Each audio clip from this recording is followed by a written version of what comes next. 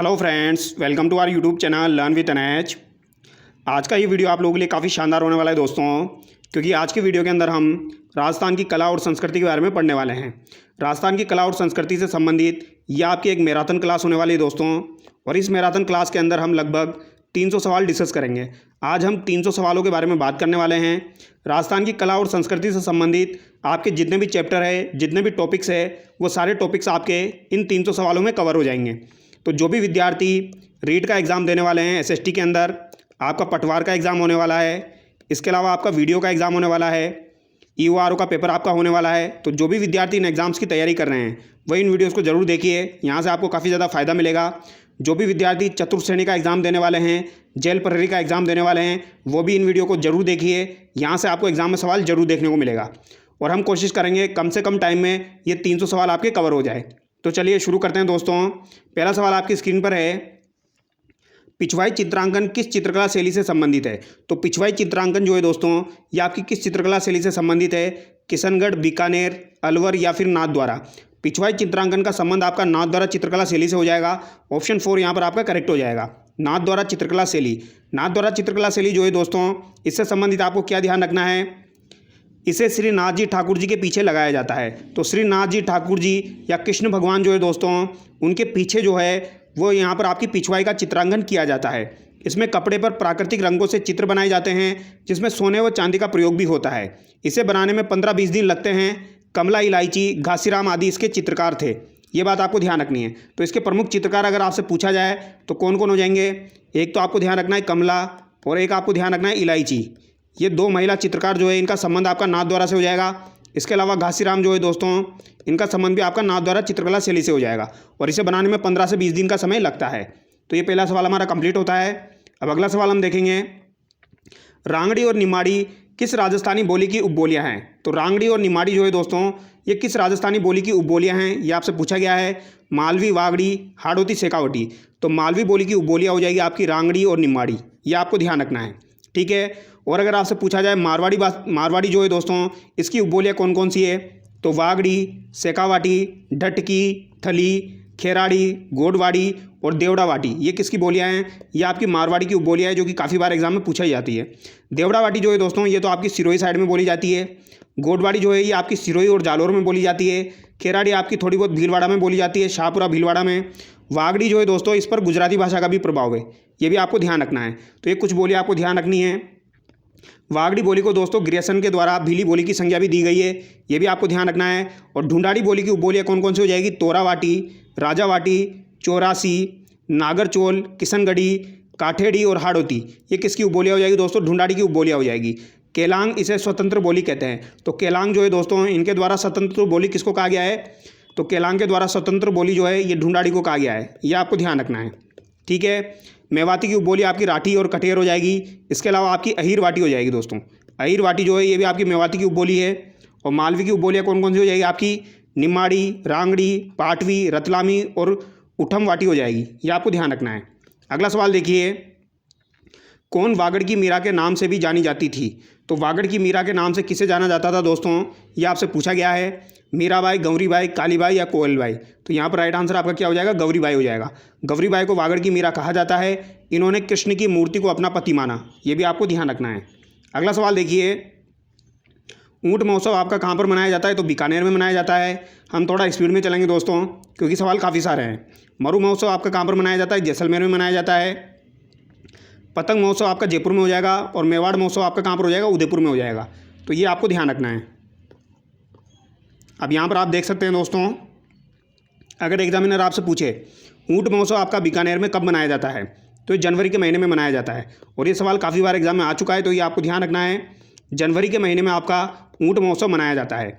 मरु महोत्सव आपका बीकानेर में मनाया जाता, जैसलमेर में मनाया जाता है फरवरी के महीने में। और अगर आपसे पूछा जाए थार महोत्सव कहाँ पर मनाया जाता है, तो थार महोत्सव आपका बाड़मेर में मनाया जाता है, ये आपको ध्यान रखना है, ठीक है। पतंग महोत्सव भी आपका जनवरी में मनाया जाता है। मेवाड़ महोत्सव जो है ये आपका चैत्र महीने में मनाया जाता है। सबसे इंपॉर्टेंट यहाँ पर आपका ऊँट महोत्सव हो जाएगा, जो कि आपका जनवरी के महीने में मनाया जाता है। और मरु महोत्सव जो है ये आपका फरवरी के महीने में मनाया जाता है। अगला सवाल देखिए, 1887 का सूर्यमल मिशन पुरस्कार कन्हैयालाल सेठिया की किस साहित्यिक रचना को दिया गया? तो कन्हैयालाल सेठिया की किस साहित्यिक रचना को 1987 का सूर्यमल मिशन पुरस्कार दिया गया? वेरी वेरी इंपॉर्टेंट सवाल है। यह सवाल आपसे एग्जाम में पूछा जा सकता है। लिल्टास, निर्ग्रंथ, धरती धोरारी या शबद, ये सभी की सभी आपकी कन्हैयालाल सेठिया की रचना है। लेकिन यहाँ पर पूछा गया है दोस्तों, ऐसी कौन सी रचना है जिसको 1987 में सूर्यमल मिशन पुरस्कार मिला और जो कि आपकी कन्हैयालाल सेठिया की है? तो ये कौन सी हो जाएगी आपकी दोस्तों? शबद हो जाएगी। ऑप्शन 4 यहाँ पर आपका करेक्ट हो जाएगा। कौन सी हो जाएगी आपकी? शबद हो जाएगी। इंपॉर्टेंट है, ये आपका क्लास 10th की किताब में दिया गया है दोस्तों। ये सवाल डेफिनेटली फ्यूचर में कभी ना कभी बनेगा, तो ये आपको ध्यान रखना है। कन्हैयालाल सेठिया की अन्य रचनाएं कौन कौन सी हो जाएगी? धरती धोरारी, पातल और पीतल, लिल्टास, मिंजर, शबद, कुंकू, अघोरी काल, रमणीय सोठा, आ बेट बात करा, कुकियो घणो कबीर, मायडरो हेलो। तो इनमें ये आपको ध्यान रखनी है दोस्तों। मायडरो हेलो काफ़ी बार एग्जाम में आ चुकी है। शबद आपको ध्यान रखना है, मिंजर है, लिल्टास है, पातल और पीतल है, धरती धोरारी है। इसके अलावा कुंकू, अघोरी काल, रमणीय सोठा और आ बेट बात करा, कुकियो घणो कबीर, ये भी किसकी हो जाएगी? आपकी कन्हैयालाल सेठिया की हो जाएगी। अगला सवाल देखिए, governor general Lord William Bentinck ने किस दुर्ग को दुनिया का दूसरा जिब्राल्टर कहा है? तो दुनिया का दूसरा जिब्राल्टर बेंटिंक के द्वारा किसको कहा गया है? मेहरानगढ़, नाहरगढ़, सिवाना या तारागढ़? तो यहाँ पर राइट आंसर क्या हो जाएगा आपका? तारागढ़ हो जाएगा। तारागढ़ को दूसरा जिब्राल्टर की संज्ञा किसने दी है दोस्तों? बेंटिंक के द्वारा दी गई है। अगला सवाल देखिए, सभी के सभी सवाल आपके काफ़ी ज़्यादा इंपॉर्टेंट है, आपको ध्यान रखने हैं। आदिवासियों का कुंभ राजस्थान के कौन से मेले को कहा जाता है? तो ये बेणेश्वर मेले को कहा जाता है दोस्तों। और सोम, माही, जाखम, यहाँ पर 3 नदियाँ मिलती है आपकी बेणेश्वर धाम में। सोम, माही और जाखम नदियाँ जो है दोस्तों, इनका संगम होता है आपका बेणेश्वर धाम डूंगरपुर में, नवा टापरा डूंगरपुर। और ये मेला कब लगता है आपका? माघ पूर्णिमा को लगता है। ये भी आपको ध्यान रखना है, बेणेश्वर मेला आपका माघ पूर्णिमा को लगता है। ठीक है। अगर आपसे पूछा जाए लसाड़िया आंदोलन के प्रणेता कौन थे? तो ये संत माऊजी हो जाएंगे। ये भी आपको ध्यान रखना है। दीपावली के अवसर पर माओ जी के चोपड़े जो होते हैं दोस्तों, उनको बाहर निकाला जाता है। तो दीपावली के अवसर पर माओ जी के चोपड़े जो हैं, इनको बाहर निकाला जाता है। ये आपको ध्यान रखना है। अगला सवाल देखिए, थमड़ियो, तिमड़िया, ठेडियो आड़, टुस्सी नामक आभूषण महिलाओं द्वारा कहाँ धारण किए जाते हैं? तो थमड़ियो जो है ये कहाँ पर धारण किया जाता है? सिर में, कंठ में, कमर पर या हाथ में? तो बताइए दोस्तों, ये कहाँ पर धारण किया जाता है? तो ये कंठ में धारण किया जाता है। ये आपको ध्यान रखना है। टुस्सी हो गया, ठेडियो हो गया, आड़ हो गया। वालर नृत्य किसके द्वारा किया जाता है? तो वालर नृत्य जो है दोस्तों, ये गरासिया जनजाति के द्वारा किया जाता है। लेकिन ये किसके द्वारा किया जाता है? स्त्रियों के द्वारा, पुरुषों के द्वारा, स्त्री और पुरुष दोनों के द्वारा, इनमें से कोई नहीं। तो वालर नृत्य जो है दोस्तों, ये स्त्री और पुरुष दोनों के द्वारा किया जाता है। ऑप्शन 3 यहाँ पर आपका करेक्ट हो जाएगा। गरासिया जनजाति के प्रमुख नृत्य वालर, गरबा, गेर, कूदा, लूर, मोरिया, गोर और मांदल हो जाएगा। जिसमें वालर, मांदल, गरबा, गेर, कूदा, लूर, मोरिया काफ़ी बार एग्जाम में पूछे जाते हैं। ये गेर की जगह आप गोर कर लेना, गोर होता है ये। आगे देखिए, अगला सवाल देखिए दोस्तों, चूरू दुर्ग का निर्माण 1739 में किसने करवाया? तो चूरू दुर्ग का निर्माण जो है दोस्तों, ये 1739 के आसपास किसके द्वारा करवाया गया? जसवंत सिंह, राय सिंह, ठाकुर कुशाल सिंह या कल्याणमल? तो इस दुर्ग का निर्माण किसने करवाया था दोस्तों? तो ठाकुर कुशाल सिंह के द्वारा करवाया गया। चूरू के दुर्ग का निर्माण ठाकुर कुशाल सिंह ने करवाया था। ठाकुर शिवाजी सिंह के समय यहाँ 1814 ईस्वी में बीकानेर के शासक ने आक्रमण कर दिया था। गोला बारूद खत्म हो जाने के कारण यहाँ के शासकों ने दुश्मनों पर चांदी के गोले दागे थे। तो ये सवाल भी एग्जाम में पूछा जाता है। चांदी के गोले दागने वाला दुर्ग कौन सा हो जाएगा आपका? चूरू का दुर्ग हो जाएगा। और इसका निर्माण किसने कराया? ठाकुर कुशाल सिंह ने करवाया था। तो ये भी आपको ध्यान रखना है। अगला सवाल देखिए, तुलसी, हालरो, तिमणिया तथा पोत नामक आभूषण महिलाओं द्वारा शरीर के कौन से भाग में पहने जाते हैं? तो तुलसी हो गया, हालरो हो गया, तिमणिया हो गया और पोत हो गया। ये महिलाओं द्वारा शरीर के कौन से भाग में धारण किए जाते हैं? तो ये आपको ध्यान रखना है, ये भी आपके गले में धारण किए जाते हैं। ठीक है। अगला सवाल देखिए, विजयदान देता की पुस्तक दुविधा पर कौन सी फिल्म का निर्माण हो चुका है? तो दुविधा जो आपकी फिल्म है दोस्तों, दुविधा जो है, इस पर कौन सी फिल्म का निर्माण हो चुका है? जो पुस्तक है दुविधा, ये किसके द्वारा है रचित है? विजयदान देथा के द्वारा रचित है। इस पर कौन सी फिल्म का निर्माण हो चुका है, ये आपसे पूछा गया है। तो इस पर पहली फिल्म का निर्माण हो चुका है। ऑप्शन 3 यहाँ पर आपका करेक्ट हो जाएगा। ठीक है। विजयदान देथा को बिज्जी के नाम से जाना जाता है। इनकी प्रमुख रचनाएं हो जाएगी बापू के 3 हत्यारे, अनोखा पेड़, फुलवारी, चौधराइन की चतुराई, प्रिया मनाल, बातारी फुलवारी जो कि आपकी 14 खंडों में विभक्त है दोस्तों, अलेकू हिटलर, चरणदास चोर और दुविधा, ये किन की रचनाएं हो जाएगी? ये आपकी विजयदान देथा की रचनाएं हो जाएगी। और इनकी जो पुस्तक है दुविधा, इस पर जो है एक मूवी बनाई गई है पहेली नाम की, ये आपको ध्यान रखना है। अगला सवाल देखिए, हेला ख्याल नामक लोक नाट्य राजस्थान के कौन से क्षेत्र से संबंधित है? तो हेला ख्याल का संबंध किससे हो जाएगा दोस्तों? हेला ख्याल लोक नाट्य जो है दोस्तों, ये संगीत मंडलियों का दंगल है। ये किसानों के मनोरंजन के लिए लगभग 300 वर्ष पहले शुरू हुआ था और यह दौसा, लालसोट व सवाई माधोपुर में अधिक लोकप्रिय है। तो ये आपका दौसा में और साथ ही साथ सवाई माधोपुर में लोकप्रिय है, ये आपको ध्यान रखना है। ऑप्शन 1 यहाँ पर आपका करेक्ट होगा। अगला सवाल देखिए, पटेलिया, बिछुओ, लालर वो माझर क्या है? तो पटेलिया, बिछुओ, लालर और माचर क्या है? मेवाड़ के प्रसिद्ध गीत, मारवाड़ के प्रसिद्ध गीत, मेवात के प्रसिद्ध गीत या हाड़ौती के प्रसिद्ध गीत? तो यहाँ पर राइट आंसर क्या हो जाएगा दोस्तों आपका? पटेलिया, बिछुओ, लालर जो है दोस्तों, ये आपके क्या हो जाएंगे? ये आपके हो जाएंगे दोस्तों मेवाड़ के प्रसिद्ध गीत हो जाएंगे। ऑप्शन 1 यहाँ पर आपका करेक्ट हो जाएगा। ये आपको ध्यान रखना है। पटेलिया, बिछिया, लालर और माचर जो है ये आपके मेवाड़ के प्रसिद्ध गीत हो जाएंगे। और कुर्जा, पीपली, मूमल, रतन रानो, घूघरी, केवड़ा ये आपके मारवाड़ के हो जाएंगे। हिचकी और रसिया आपके मेवात के हो जाएंगे। और बिछुड़ो, पंचिड़ा और मोरनी ये आपके हाड़ौती के हो जाएंगे, जिसमें बिछुड़ो काफ़ी बार एग्जाम में पूछा जाता है दोस्तों, ये आपका हाड़ौती का हो जाएगा। ठीक है, अगला सवाल देखिए, निम्न में से कौन सा वाद्य यंत्र अवनद श्रेणी में आता है? तो अवनद वाद्य यंत्र की श्रेणी में कौन सा वाद्य यंत्र आपका आता है? मादल, मंजीरा, तंदूरा या फिर आपका जंतर? तो अवनद वाद्य यंत्र की श्रेणी में आपका मादल आ जाएगा। ऑप्शन 1 यहाँ पर आपका करेक्ट हो जाएगा। ये आपको ध्यान रखना है दोस्तों। जंतर जो है ये आपका तत्ववाद यंत्र में आता है, ये आपको ध्यान रखना है, काफ़ी बार एग्जाम में आता रहता है। अब यहाँ पर एक बार आप देख लीजिए, तत्ववाद में आपके कौन कौन से आते हैं, जैसे कि सितार, इकतारा, वीणा, कमाईचा, सारंगी, रावणत्ता। रामदेव जी और फाबू जी की फड़ का वाचन रावणत्ता वाद्य यंत्र से किया जाता है। जंतर वाद्य यंत्र से देवनारायण जी की फड़ का वाचन किया जाता है। और सुशिर वाद्य यंत्र, सुशिरवाद यंत्र हवा द्वारा बांसुरी, सेनाई, पुंगी, अलगोजा ये आपके सुशिरवाद यंत्र हो जाएंगे। अवनद में आपके ढोल, नगाड़ा, चंग, डफ और मादल हो जाएगा दोस्तों। और घनवाद यंत्र में आपका चिमटा, खड़ताल और मंजीरा हो जाएगा। ये आपको ध्यान रखना है। अगला सवाल देखिए, अगला सवाल है, निम्न में से किस दुर्ग का निर्माण परमार राजाओं धारावर्ष और मुंज ने करवाया? तो धारावर्ष और मुंज के द्वारा कौन से दुर्ग का निर्माण करवाया गया? रणथंभौर दुर्ग, चित्तौड़गढ़ दुर्ग, बूंदी दुर्ग, जालोर दुर्ग? इंपॉर्टेंट सवाल है दोस्तों, ध्यान रखना है आपको। अगर आपसे पूछा जाए धारावर्ष और मुंज ने किस दुर्ग का निर्माण करवाया था, तो इन्होंने जालोर दुर्ग का निर्माण करवाया था। इंपॉर्टेंट सवाल है, ये सवाल काफ़ी बार आता रहता है, ध्यान रखना है। धारावर्ष और मुंज के द्वारा जालोर दुर्ग का निर्माण करवाया गया था। शिशुपाल वध नामक पुस्तक की रचना किसने की थी? तो शिशुपाल वधम नामक पुस्तक की रचना किसके द्वारा की गई? तो ये आपके कवि माघ के द्वारा की गई है। ऑप्शन 2 यहाँ पर आपका करेक्ट होगा। शिशुपाल वधम की रचना जो है वो आपके माघ ने की है। इसमें 20 सर्ग, 1800 छंद है। माघ भीलमाल के निवासी थे। तो माघ जो है ये आपके कहाँ के निवासी हो जाएंगे? भीलमाल के निवासी हो जाएंगे। चंद्रप्रदाय के द्वारा पृथ्वीराज रासो की रचना की गई है। मंडन के द्वारा देवता मूर्ति प्रकरण, राजवल्लभ और वास्तु मंजरी की रचना की गई है। और सारंगधर के द्वारा हमीर रासो और सारंगधर सहित सारंगधर पद्धति की रचना की गई है। हमीर रासो की रचना एक जोधराज के द्वारा भी की गई है। अगला सवाल देखिए, राजस्थानी चित्रकला शैली का स्वर्णिम काल कौन सी सदी मानी जाती है? तो राजस्थानी चित्रकला शैली का स्वर्णिम काल जो है दोस्तों, ये आपकी कौन सी सदी मानी जाती है? इंपॉर्टेंट सवाल है। 15वीं सदी, 16वीं सदी, 18वीं सदी या आपकी 17वीं सदी? तो ये इंपॉर्टेंट सवाल है दोस्तों, इस पर आप इंपॉर्टेंट लगा लेना, यहाँ से पूछा जा सकता है। राजस्थानी चित्रकला शैली का स्वर्णिम काल कौन सी सदी मानी जाती है? तो अगर आपसे पूछा जाए तो यहाँ पर राइट आंसर क्या हो जाएगा आपका? 17वीं सदी। ठीक है, यानी 17वीं सदी, ये आपको ध्यान रखना है। राजस्थानी चित्रकला का विकास अजंता चित्रकला के परंपरा से हुआ। मारू गुजर चित्रकला इसकी सबसे पुरानी शैली है। आनंद कुमार स्वामी ने राजपूत पेंटिंग्स में इसका स्वतंत्र वर्गीकरण किया है।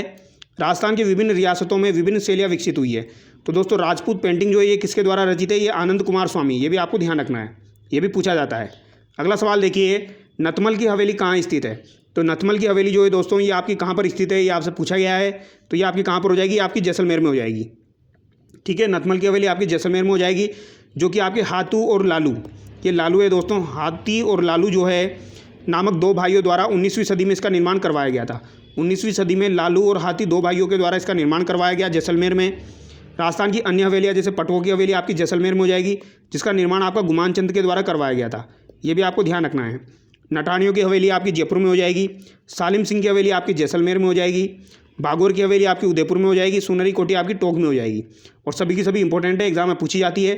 पटुओं की हवेली जैसलमेर में काफ़ी बार पूछी जाती है। नाटानियों की आपकी जयपुर में हो जाएगी, जयपुर के लोग नाटक करते हैं, तो नाटानियों की हवेली आपकी जयपुर में। सालिम सिंह की हवेली जैसलमेर में। भागौर की हवेली आपकी उदयपुर में और सोनरी कोठी आपकी टोंक में हो जाएगी। ठीक है, अगला सवाल देखिए, साधु शिकारी सेठ सेठानी, दूल्हा दुल्हन आदि किस नृत्य के प्रमुख स्वांग है? तो साधु शिकारी, सेठ सेठानी, दूल्हा दुल्हन आदि किस नृत्य के प्रमुख स्वांग है? ढोल नृत्य के, चंग नृत्य के, अग्नि नृत्य के या गीदड़ नृत्य के? तो बताइए दोस्तों इसका राइट आंसर क्या होगा? साधु शिकारी, सेठ सेठानी, दूल्हा दुल्हन। इंपॉर्टेंट सवाल है, ध्यान रखना है, यहाँ पर गलती होने के चांसेस बहुत ज़्यादा हैं। यहाँ पर राइट आंसर आपका गीदड़ नृत्य हो जाएगा। तो साधु शिकारी, सेठ सेठानी, दूल्हा दुल्हन जो है ये गीदड़ नृत्य के प्रमुख स्वांग है, ये आपको ध्यान रखना है दोस्तों। यह नृत्य शेखावटी में पुरुषों के द्वारा किया जाता है। गीदड़ नृत्य हाथ में डंडे लेकर किया जाता है, महिलाओं के वस्त्र धारण करके किया जाता है। होली से 15 दिन पूर्व ये नृत्य किया जाता है। तो गीदड़ नृत्य आपका होली के समय किया जाता है, ये बात आपको ध्यान रखनी है, ठीक है। और कच्ची घोड़ी जो है दोस्तों ये आपका विवाह के समय किया जाता है। कच्ची घोड़ी आपका विवाह के समय किया जाता है, ये आपको ध्यान रखना है, ये भी आपका शेखावटी का हो जाएगा। अग्नि नृत्य पुरुषों के द्वारा किया जाता है बीकानेर में, कतरियासर बीकानेर में। और एक गौरी और चंग नृत्य जो है ये भी आपका पुरुषों के द्वारा किया जाता है। अग्नि नृत्य जसनाती संप्रदाय द्वारा किया जाता है। चंग नृत्य शेखावटी में महाशिवरात्रि से धुलंडी तक चलता है। तो ये कुछ इंपॉर्टेंट पॉइंट्स है जो भी आपको ध्यान रखना है। अगला सवाल देखिए, संत दरियाव द्वारा राम स्नेही संप्रदाय की शाखा कहाँ स्थापित की गई? तो संत दरियाव द्वारा राम स्नेही संप्रदाय की शाखा कहाँ पर स्थापित की गई, ये आपसे पूछा गया है। तो ये कहाँ पर स्थापित की गई दोस्तों? शाहपुरा, सिंहस्थल, रेण या खेड़ापात? तो यहाँ पर राइट आंसर क्या हो जाएगा आपका? रेण हो जाएगा, ये आपको ध्यान रखना है। दरियाव द्वारा राम स्नेही संप्रदाय की शाखा कहाँ स्थापित की गई? तो ये आपकी रेण में स्थापित की गई। राम स्नेही संप्रदाय की कुछ प्रमुख शाखाएं हैं वो आपको ध्यान रखनी है, जैसे कि शाहपुरा की जो शाखा है उसके प्रवर्तक कौन हो जाएंगे? संत रामचरण जी हो जाएंगे, जो कि आपकी सबसे प्रमुख शाखा है। रेण शाखा के दरियाव जी हो जाएंगे। और सिंहस्थल के आपके कौन हो जाएंगे दोस्तों? सिंहस्थल के आपके संत हरिराम दास जी हो जाएंगे। और खेड़ापा के आपके रामदास जी हो जाएंगे। राम स्नेही संप्रदाय निर्गुण भक्ति में विश्वास करता है तथा फुलडोल महोत्सव इसका प्रमुख मेला है। फुलडोल महोत्सव जो है दोस्तों ये आपका शाहपुरा भीलवाड़ा में मनाया जाता है, ये आपको ध्यान रखना है। और राम स्नेही संप्रदाय के लोग इसे मनाते हैं, ये भी आपको ध्यान रखना है, फुलडोल महोत्सव। रामचरण जी, दरियाव जी, हरिराम दास जी, रामदास जी, ये आपको ध्यान रखना है। अगला सवाल देखिए, निम्नलिखित में से कौन सा वाद्य यंत्र बांसुरी की तरह होता है? तो बांसुरी की तरह आपका कौन सा वाद्य यंत्र होता है, ये आपसे पूछा गया है। अलगोजा, भपंग, रावण हत्ता या तंदुरा? तो बताइए दोस्तों इसका राइट आंसर क्या हो जाएगा आपका? तो इसका राइट आंसर आपका अलगोजा हो जाएगा। अलगोजा जो होता है ये आपका बांसुरी की तरह होता है, ये आपको ध्यान रखना है। और राजस्थान का जो दोस्तों राज्यवाद्य यंत्र है वो आपका अलगोजा हो जाएगा, ये भी आपको ध्यान रखना है। अगला सवाल देखिए, भंड देवरा मंदिर किस जिले में स्थित है? तो भंड देवरा मंदिर जो है ये आपका किस जिले में स्थित है? बूंदी, कोटा, बारा, झालावाड़? तो ये 12 में स्थित है, ये आपको ध्यान रखना है। भंड देवरा मंदिर आपका 12 जिले में है। इसे छोटा खजुराहो अथवा हाड़ौती का खजुराहो भी कहा जाता है। ये रामगढ़ क्रेटर एवं कुन्नो राष्ट्रीय उद्यान है, यानी कि यहाँ रामगढ़ क्रेटर जो है वो आपको ध्यान रखना है। यहाँ देवी किसनाई व देवी अन्नपूर्णा का मंदिर भी है। इसे शिव मंदिर का निर्माण 10वीं सदी में मालवा के नागवंशीय राजा मले वर्मा ने करवाया था। तो ये मले वर्मा भी आपको ध्यान रखना है। मले वर्मा के द्वारा ही आपके भंड देवरा मंदिर का निर्माण करवाया गया था दोस्तों, ये आपको ध्यान रखना है। अगला सवाल देखिए, निम्नलिखित में से किस छतरी को शेखावटी की सबसे बड़ी छतरी माना जाता है? तो शेखावटी की सबसे बड़ी छतरी आपकी कौन सी हो जाएगी? राम गोपाल पोदार की हवेली, कल्याण सिंह की छतरी, हरदयाल सिंह की छतरी या गोपाल सिंह की छतरी? तो बताइए इसका राइट आंसर क्या होगा दोस्तों? तो राम गोपाल पोदार की छतरी जो है दोस्तों ये शेखावटी की सबसे बड़ी छतरी मानी जाती है। किसकी छतरी हो जाएगी? आपकी राम गोपाल पोदार की छतरी, ये आपको ध्यान रखना है। अगला सवाल देखिए, चावंड चित्रकला शैली का विकास किस क्षेत्र में हुआ? तो चावंड चित्रकला शैली का विकास आपका किस क्षेत्र में हुआ है, ये आपसे पूछा गया है। मेवाड़, हाड़ौती, मारवाड़, शेखावटी? तो चावंड चित्रकला शैली का विकास कहाँ पर होगा? आपका मेवाड़ में होगा। ऑप्शन 1 यहाँ पर करेक्ट हो जाएगा। चावंड चित्रकला शैली का विकास महाराणा प्रताप के काल में मेवाड़ में हुआ। इसका प्रसिद्ध चित्रकार निसारुद्दीन हो जाएगा, जिसने चावंड रागमाला का चित्रांकन किया। तो दोस्तों यहाँ पर एक तो आपका डोला मारू का चित्रण हुआ था। तो डोला मारू का चित्रण जो है दोस्तों ये तो आपका 1992 के समय हुआ था, महाराणा प्रताप 1992 सॉरी नहीं 1592 के समय हुआ था, महाराणा प्रताप के समय। ये आपको ध्यान रखना है, डोला मारू का चित्रण। और रागमाला का चित्रण जो है ये अमर सिंह के काल में हुआ था, ये भी आपको ध्यान रखना है, ठीक है। और ये दोनों चित्रण निसारुद्दीन के द्वारा ही किए गए थे। डोला मारू का पूछा जाए तो महाराणा प्रताप के समय हुआ था, रागमाला का पूछा जाए तो अमर सिंह के काल में हुआ था, क्योंकि महाराणा प्रताप के पुत्र कौन हो जाएंगे? अमर सिंह हो जाएंगे। तो महाराणा प्रताप की मृत्यु के बाद जो है वो अमर सिंह राजा बने थे, तो उनके काल में भी आपका निसारुद्दीन था और उसने रागमाला का चित्रण किया था। और डोला मारू का महाराणा प्रताप के काल में हुआ था, ये आपको ध्यान रखना है।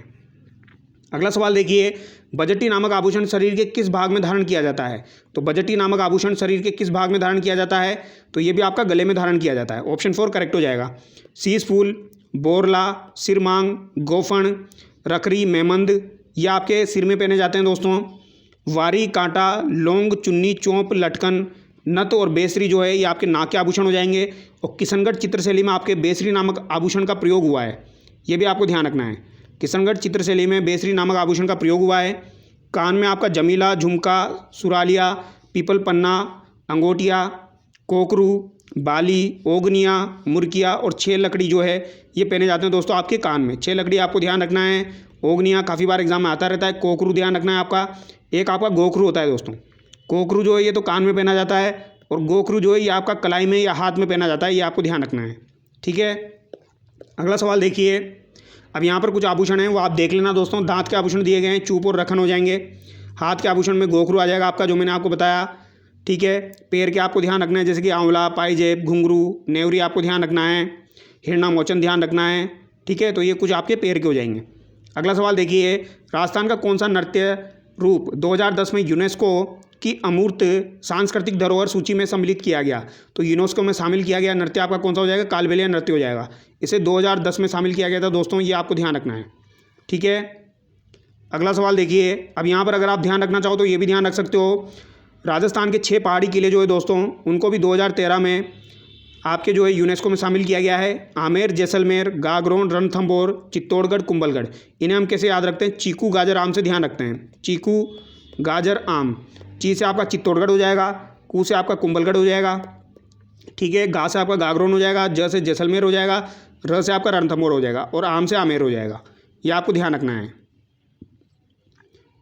और एक प्राकृतिक स्थल जो है केवलादेव राष्ट्रीय उद्यान, इसे भी 1985 में यूनेस्को की विश्व धरोहर सूची में शामिल किया गया है। जयपुर शहर, यानी जयपुर शहर का जो परकोटा है उसे 2019 में यूनेस्को में शामिल किया गया है, ये भी आपको ध्यान रखना है। और जंतर मंतर को भी 2010 में शामिल किया गया था यूनेस्को में। और कालबेलिया नृत्य को भी 2010 में शामिल किया गया था, ये आपको ध्यान रखना है। ठीक है, कालबेलिया नृत्य को सपेरा डांस या स्नेक चार्मर डांस भी कहते हैं। अगला सवाल देखिए। संत मीराबाई के पति का नाम था, तो संत मीराबाई के जो पति हो जाएंगे दोस्तों, इनका नाम क्या हो जाएगा? ये आपसे पूछा गया है, तो इनका नाम क्या हो जाएगा? भोजराज जी हो जाएंगे। ठीक है, मीराबाई का जन्म 1498 ईस्वी में ब्यावर जिले के कुड़की गांव में हुआ। ठीक है, ये आपको ध्यान रखना है दोस्तों। वैसे कुड़की जो है दोस्तों ये पाली में आता है। कुड़की कहाँ पर आता है? पाली में आता है, ये आपको ध्यान रखना है। ठीक है, तो कुड़की पाली में इनका जन्म हुआ था। इनके पिता का नाम रतन सिंह राठौड़ था। इनका विवाह मेवाड़ के राणा सांगा के पुत्र भोजराज के साथ हुआ, परंतु युद्ध में उनकी मृत्यु हो गई। मेवाड़ के विक्रमादित्य उदाबाई ने मीरा पर खूब अत्याचार किए, परंतु मीरा कृष्ण भक्ति में लीन रही। मीरा के गुरु रैदास थे, तो मीराबाई के गुरु कौन हो जाएंगे? रैदास जी हो जाएंगे। गुरु ग्रंथ साहिब में इनके पद संकलित है। मीराबाई की रचनाएं राग गोविंद टीका, राग सोटा, मीरा की मल्हार, नरसी जीरो मायरो, पदावली जो है वो इनकी प्रमुख रचनाएं हो जाएगी। पदावली और नरसी जीरो मायरो काफ़ी बार एग्जाम में आते रहते हैं। मीराबाई ने अपना अंतिम समय जो है दोस्तों वो गुजरात में व्यतीत किया था, ये भी आपको ध्यान रखना है। ठीक है, अगला सवाल देखिए। चित्रकला शैली बनी ठनी संबंधित है, तो बनी ठनी का संबंध किससे हो जाएगा दोस्तों? तो ये नागरीदास से हो जाएगा। किससे हो जाएगा? नागरीदास से हो जाएगा। ऑप्शन 2 करेक्ट होगा। इसका प्रमुख जो है चित्र बनी ठनी हो जाएगा, किशनगढ़ चित्रशैली का। और ये बनी ठनी राजा सावंत सिंह यानी नागरीदास उपनाम हो जाएगा कि प्रेयसी थी, जिसे राधा का प्रतीक माना गया है। इसे चित्रकार निहाल चंद ने चित्रित किया। एरिक डिक्सन ने राजस्थान की मोनालिसा कहा है। किसे दोस्तों? बनी ठनी को। तो बनी ठनी को एरिक डिक्सन के द्वारा राजस्थान की मोनालिसा कहा गया है। और बनी ठनी पर 1973 में डाक टिकट भी जारी किया जा चुका है भारत सरकार के द्वारा, ये आपको ध्यान रखना है। अगला सवाल देखिए। चूरू जिले के ददरेवा ग्राम से संबंधित है, तो चूरू जिले के ददरेवा ग्राम से संबंधित आपके कौन हो जाएंगे दोस्तों? तो ये आपके कौन हो जाएंगे? ददरेवा चूरू में किसका जन्म हुआ? तो यहाँ पर आपके गोगा जी का जन्म हुआ था। ऑप्शन 2 यहाँ पर आपका करेक्ट हो जाएगा। गोगा जी राजस्थान के लोक देवता है, जिन्हें सांपों का देवता माना जाता है। इन्हें जाहिर पीर के नाम से या मंडलिक भी कहा जाता है, तो ये भी आपको ध्यान रखना है। मंडलिक के नाम से किसे जाना जाता है? तो ये आपके गोगा जी को जाना जाता है। ये सवाल आपका बन सकता है। जाहिर पीर तो सबको पता है। इनका जन्म जो है विक्रम संवत 1003 में चूरू के ददरेवा में हुआ। इनके गुरु का नाम क्या हो जाएगा दोस्तों? गोरखनाथ हो जाएगा। तो इनके गुरु का नाम क्या था? गोगा जी के गुरु का नाम गोरखनाथ हो जाएगा, ये भी आपको ध्यान रखना है। ठीक है, इन्होंने हिंदू मुस्लिम दोनों पूजते हैं। हिंदू मुस्लिम और दोनों के द्वारा इनकी पूजा की जाती है। गुजरात के रेबारी इन्हें महाराज कहकर बुलाते हैं। इनके पिता का नाम क्या था? तो पिता का नाम पूछा जाए तो जेवर सिंह हो जाएगा। जेवर जो है वो इनके पिता का नाम हो जाएगा। माता का नाम बाछल देवी हो जाएगा। काफ़ी बार एग्जाम में आते हैं दोस्तों, ऐसी चीज़ें एग्जाम में पूछी जाती है। गोगा जी की ऑलरेडी जो है ये आपकी सांचौर जालौर में हो जाएगी। ठीक है, महमूद गजनवी वो अपने मौसेरे भाई अर्जन व सुरजन से गायों की रक्षा करते हुए गोगा जी शहीद हो गए थे। तो महमूद गजनवी के खिलाफ इन्होंने युद्ध लड़ा था। तो अगर आपसे एग्जामिनर पूछे गोगा जी जो थे वो किसके समकालीन थे, तो ये महमूद गजनवी के समकालीन थे। महमूद गजनवी ने इन्हें वीरता के कारण जहार पीर की उपाधि दी, और जहार पीर की उपाधि जो है महमूद गजनवी के द्वारा ही गोगा जी को प्रदान की गई थी। गोगा जी की जो थान होती है ये खेजड़ी वृक्ष के नीचे बनाई जाती है।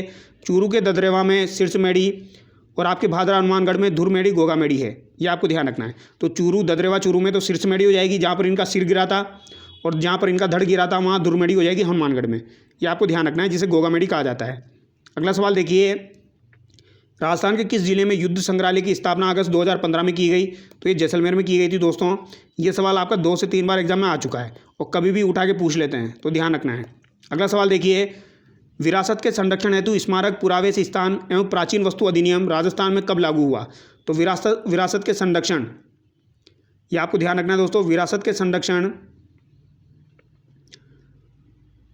पुरावेश स्थान एवं प्राचीन वस्तु अधिनियम राजस्थान में कब लागू हुआ? 1961, 71, 52 और 1947। तो ये आपका कब लागू हुआ था दोस्तों? तो ये आपका 1961 में लागू हुआ था, ये आपको ध्यान रखना है। ठीक है, विरासत के संरक्षण हेतु स्मारक पुरावेश स्थान एवं प्राचीन वस्तु अधिनियम, ये आपका 1961 में लागू हुआ। ठीक है, भारतीय पुरातत्व सर्वेक्षण ASI की स्थापना 1861 में कनिंघम के द्वारा की गई थी। अगर आपसे पूछा जाए भारतीय पुरातत्व सर्वेक्षण की स्थापना कब की गई, तो 1861 में की गई थी। किसके द्वारा? कनिंघम के द्वारा की गई थी। लेकिन आपका जो पुरावेश स्थान है वो प्राचीन वस्तु अधिनियम है, ये आपका 1961 का हो जाएगा, ये आपको ध्यान रखना है। दोनों को ध्यान रख सकते हो। 1861 में तो आपका भारतीय पुरातत्व सर्वेक्षण हो जाएगा, और 1961 में क्या हो जाएगा? आपका स्मारक पुरावेश स्थान एवं प्राचीन वस्तु अधिनियम हो जाएगा। अगला सवाल देखिए, बालद क्या थे? तो बालद क्या हो जाएंगे दोस्तों? ये आपसे पूछा गया है और काफ़ी बार ये सवाल आता रहता है। तो बालद जो है ये बिणजारों का वह बैल समूह जिसकी पीठ पर माल लाद कर विक्रय हेतु ले जाया जाता है। ऑप्शन 2 यहाँ पर आपका करेक्ट हो जाएगा। ठीक है, तो बालद जो है इन्हें सार्तवाह भी कहा जाता है, सार्तवाह। ठीक है, बिणजारों का वह बैल समूह जिसकी पीठ पर माल लाद कर विक्रय हेतु ले जाया जाता है। अगला सवाल देखिए, संत दादू की मृत्यु किस स्थल पर हुई? तो दादू दयाल जी जो थे दोस्तों, इनकी मृत्यु कहाँ पर हुई थी? ये आपसे पूछा गया है। सांबर, आमेर, नारायणा, जयपुर। तो इनकी मृत्यु नारायणा में हुई थी। ऑप्शन 3 यहाँ पर आपका करेक्ट हो जाएगा। अगला सवाल देखिए, अब इनके बारे में डिटेल अगर आप पढ़ना चाहो तो पढ़ सकते हो दोस्तों। दादू दयाल जी का जन्म 1544 ईस्वी में गुजरात के अहमदाबाद में हुआ था। ठीक है, ये आपको ध्यान रखना है। दादू जी जो थे ये निर्गुण भक्ति संत थे, ये भी आपको ध्यान रखना है। इनकी प्रधान पीठ कहाँ पर हो जाएगी? नारायणा, जयपुर में हो जाएगी, जहाँ पर इनकी मृत्यु भी हुई थी। इनके शरीर को दोस्तों बैसाना पहाड़ी जो है वहाँ पर खुला छोड़ा गया था। इनके 52 शिष्यों को 52 स्तंभ भी कहा जाता है। तो ये कुछ इंपॉर्टेंट बातें हैं। इनका जो सत्संग स्थल होता है उसे अलग दरीवा कहा जाता है, तो ये आपको ध्यान रखना है। ठीक है, इनके प्रमुख शिष्य आपको ध्यान रखने हैं, जैसे कि गरीबदास जी खालसा पंथ के संस्थापक, सुंदरदास जी नागा पंथ के संस्थापक, और रज्जब जी जो हो जाएंगे दोस्तों, ये भी आपको ध्यान रखना है, बखना जी, ये इनके शिष्य हो जाएंगे। और दादू पंथ जो था ये 5 भागों में विभाजित हो गया था दादू दयाल जी की मृत्यु के बाद। एक तो आपका खालसा, विरक्त, उत्तरादे, खाकी और नागा। तो इन 5 भागों में आपका विभाजित हो गया था दादू पंथ, खालसा, विरक्त, उत्तरादे, खाकी और नागा। दादू ने ढूंढाड़ी भाषा व संगू कड़ी भाषा में उपदेश दिए, तो ये भी आपको ध्यान रखना है। संत जाम्बोजी का जन्म कहाँ हुआ था? तो जाम्बोजी का जन्म कहाँ पर हुआ था, ये आपसे पूछा गया है। पीपासर, गागरोन, जैतारण या नागौर। तो जाम्बोजी का जन्म कहाँ पर हुआ था दोस्तों? तो ये पीपासर, नागौर में हुआ था, ये आपको ध्यान रखना है। ठीक है, ऑप्शन 1 यहाँ पर आपका करेक्ट होगा। सालिम सिंह की हवेली कहाँ पर हो जाएगी? तो ये अभी मैंने आपको बताया था, कहाँ पर हो जाएगी? जैसलमेर में हो जाएगी। सालिम सिंह की हवेली, पटवो की हवेली, ये आपकी जैसलमेर में हो जाएगी। अगला सवाल देखिए, किस जिले में गोगामेड़ी मेला लगता है? गोगामेड़ी मेला आपका हनुमानगढ़ में लगता है। ऑप्शन 3 करेक्ट होगा। यहाँ भाद्रपद कृष्ण पक्ष की नवमी के दिन मेला लगता है। कब लगता है दोस्तों? गोगा नवमी, यानी भाद्रपद कृष्ण पक्ष की नवमी, ये आपको ध्यान रखना है। इसी दिन आपकी गोगा नवमी होती है। ठीक है, अगला सवाल देखिए, वह किला जिस पर अंग्रेज जनरल लॉर्ड लेक ने 5 बार चढ़ाई की किंतु असफल रहा। लॉर्ड लेक के द्वारा 5 बार आक्रमण किया गया और असफल रहा, ऐसा कौन सा किला है? तो ये लोहागढ़ भरतपुर किला है, इसीलिए इसे लोहागढ़ कहा जाता है, ये आपको ध्यान रखना है। ठीक है, मराठा सरदार जसवंतराव होलकर ने भरतपुर के लोहागढ़ किले में शरण ली थी, तो ये भी आपसे पूछा जा सकता है। जसवंतराव होलकर ने किस किले में शरण ली थी? तो लोहागढ़ किले में शरण ली थी। महाराणा रणजीत सिंह ने लॉर्ड लेक के हमला करने पर भी जसवंतराव होलकर को किले में संरक्षण दिया। किले के चारों ओर मिट्टी की दीवार होने के कारण अंग्रेजों का तोपखाना यहाँ काम नहीं आया। ठाकुर देसराज ने लोहागढ़ की यशोगाथा नाम से इस युद्ध का रोमांचक वर्णन किया है, तो ये भी आपको ध्यान रखना है। इस दुर्ग के चारों ओर मोती झील है, तो मोती झील आपकी भरतपुर में स्थित है, ये भी आपको ध्यान रखना है। 10 अप्रैल 1805 को दोनों पक्षों में संधि कर ली थी, तो भरतपुर के साथ संधि भी हुई थी अंग्रेजों की आपकी 1804-5 के आसपास।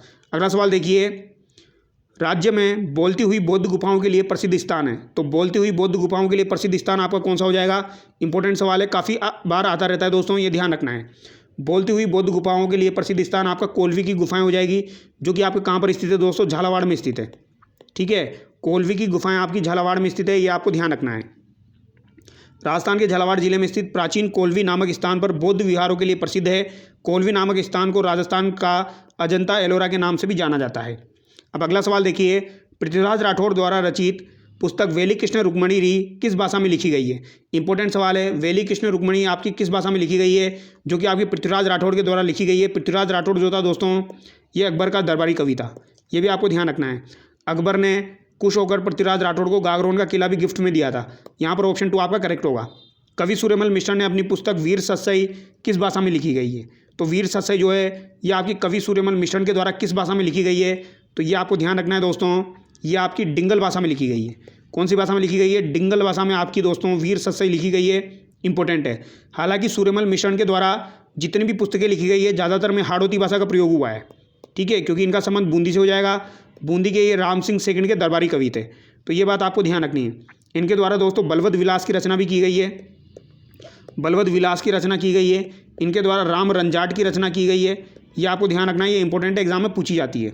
अगला सवाल देखिए, निम्न संतों में से किसने अपने लेखन में मेवाती बोली का प्रयोग नहीं किया है? तो मेवाती बोली का प्रयोग किसने नहीं किया है? लालदास जी, चरणदास जी, सुंदरदास जी, सजोबाई। तो लालदास जी के द्वारा, चरणदास जी के द्वारा और सजोबाई के द्वारा, इनके द्वारा तो प्रयोग किया गया है। तो यहाँ पर राइट आंसर आपका सुंदरदास जी हो जाएगा। लालदास जी और चरणदास जी जो है दोस्तों, इनका संबंध आपका मेवात से हो जाएगा। ठीक है, ये बात आपको ध्यान रखनी है।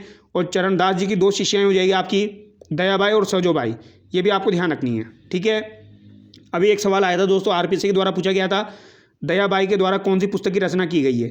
तो शायद जहाँ तक मुझे याद आ रहा है विनय प्रकाश करके कुछ बुक है दोस्तों, वो आपको ध्यान रखनी है, उसकी रचना दयाबाई के द्वारा की गई है। अगला सवाल देखिए, बिसलदेव रासो की मुख्य महिला पात्र निम्नलिखित में से कौन सी है? तो बिसलदेव रासो की मुख्य महिला पात्र आपकी कौन सी हो जाएगी दोस्तों? इंदुमती, राजमती, देवल रानी, पद्मिनी। तो ये राजमती हो जाएगी। नरपति नाला के द्वारा आपकी बिसलदेव रासो की रचना की गई है। यह ग्रंथ सांबर के राजा बिसलदेव तथा राजमती की प्रेम कहानी पर आधारित है, ये आपको ध्यान रखना है। अगला सवाल देखिए, हमीर रासो हमीर काव्य के रचनाकार है। तो हमीर रासो हमीर काव्य के रचनाकार आपके कौन हो जाएंगे दोस्तों? सारंगदेव, सारंगधर, मुरारीदान, गिरधर आशियाँ। तो हमीर रासो के रचनाकार आपके कौन हो जाएंगे? सारंगधर हो जाएंगे दोस्तों। ऑप्शन 2 यहाँ पर आपका करेक्ट होगा। ठीक है, हमीर रासो के तो सारंगधर हो जाएंगे, और हमीर महाकाव्य जो है दोस्तों, इसके तो आपके नयनचंद सूरी हो जाएंगे। तो ये यहाँ पर ऑप्शन में नहीं दिया गया है, तो यहाँ पर ऑप्शन 2 आपका करेक्ट हो जाएगा। जयसिंह सूरी लेखक है, तो जयसिंह सूरी के द्वारा कौन सी पुस्तक लिखी गई है? तो दोस्तों जयसिंह सूरी के द्वारा जो है ये हमीर मद मर्दन लिखी गई है। ऑप्शन 1 यहाँ पर आपका करेक्ट हो जाएगा, ये आपको ध्यान रखना है। हमीर महाकाव्य जो है ये नयनचंद सूरी के द्वारा लिखी गई है। हमीर हट्ट जो है ये चंद्रशेखर के द्वारा लिखी गई है। हमीर रासो एक तो आपकी जोधराज के द्वारा लिखी गई है, और एक आपकी सारंगधर के द्वारा लिखी गई है, ये आपको ध्यान रखना है।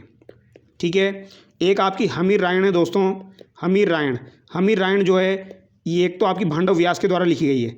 भांडव व्यास के द्वारा एक तो आपकी हमीर रायण लिखी गई है, और एक हमीर रायण और है वो आपकी पद्मनाभ के द्वारा लिखी गई है। हमीर रायण भी 2 है दोस्तों, एक तो भांडव व्यास के द्वारा लिखी गई है और एक पद्मनाभ के द्वारा लिखी गई है। जयसिंह सूरी द्वारा रचित हमीर मद मर्दन में रणतंबोर के राणा हमीर देव चौहान का वर्णन मिलता है। अगला सवाल देखिए, हमीर हट्ट ग्रंथ किसके द्वारा रचित है? तो हमीर हट्ट किसके द्वारा रचित है दोस्तों? तो ये चंद्रशेखर के द्वारा रचित है, ये आपको ध्यान रखना है। ठीक है, अगला सवाल देखिए, राजस्थानी भाषा साहित्य संस्कृति अकादमी कहाँ अवस्थित है? तो राजस्थानी भाषा साहित्य और संस्कृति अकादमी जो है ये आपकी कहाँ पर अवस्थित है? ये बीकानेर में अवस्थित है, तो ये भी आपको ध्यान रखना है दोस्तों।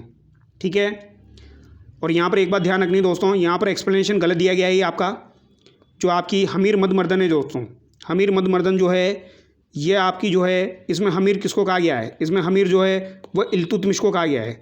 इल्तुतमिश जो है इसको यहाँ पर हमीर कहा गया है, और इसमें आपके भूताला के युद्ध की जानकारी मिलती है दोस्तों, भूताला युद्ध की जानकारी मिलती है। तो यहाँ पर ये एक्सप्लेनेशन गलत दिया गया है, इसको याद रखना आप। भूताला युद्ध जो आपका 1226-27 के आसपास हुआ था, उसकी जानकारी मिलती है आपकी हमीर मद मर्दन में, जो कि जयसिंह सूरी के द्वारा रचित है। अगला सवाल देखिए, गुलिस्ता ग्रंथ किसने लिखा? इसे हीरे ज्वारात चांदी की शाही में लिखा है वर्तमान में यह अलवर संग्रहालय में रखा हुआ है। तो गुलिस्तान नामक ग्रंथ जो है ये किसके द्वारा लिखा गया है, ये आपसे पूछा गया है। तो ये किसके द्वारा लिखा गया दोस्तों, ये आपको बताना है।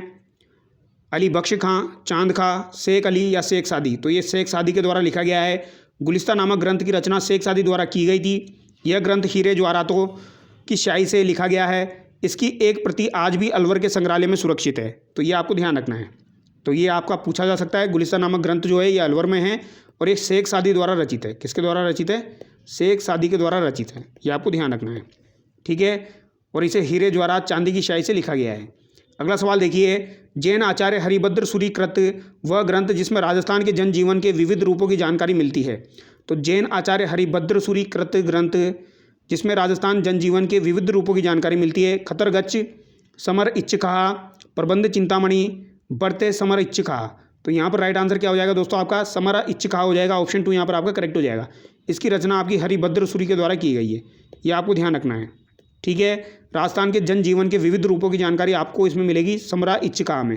ये आपको ध्यान रखना है।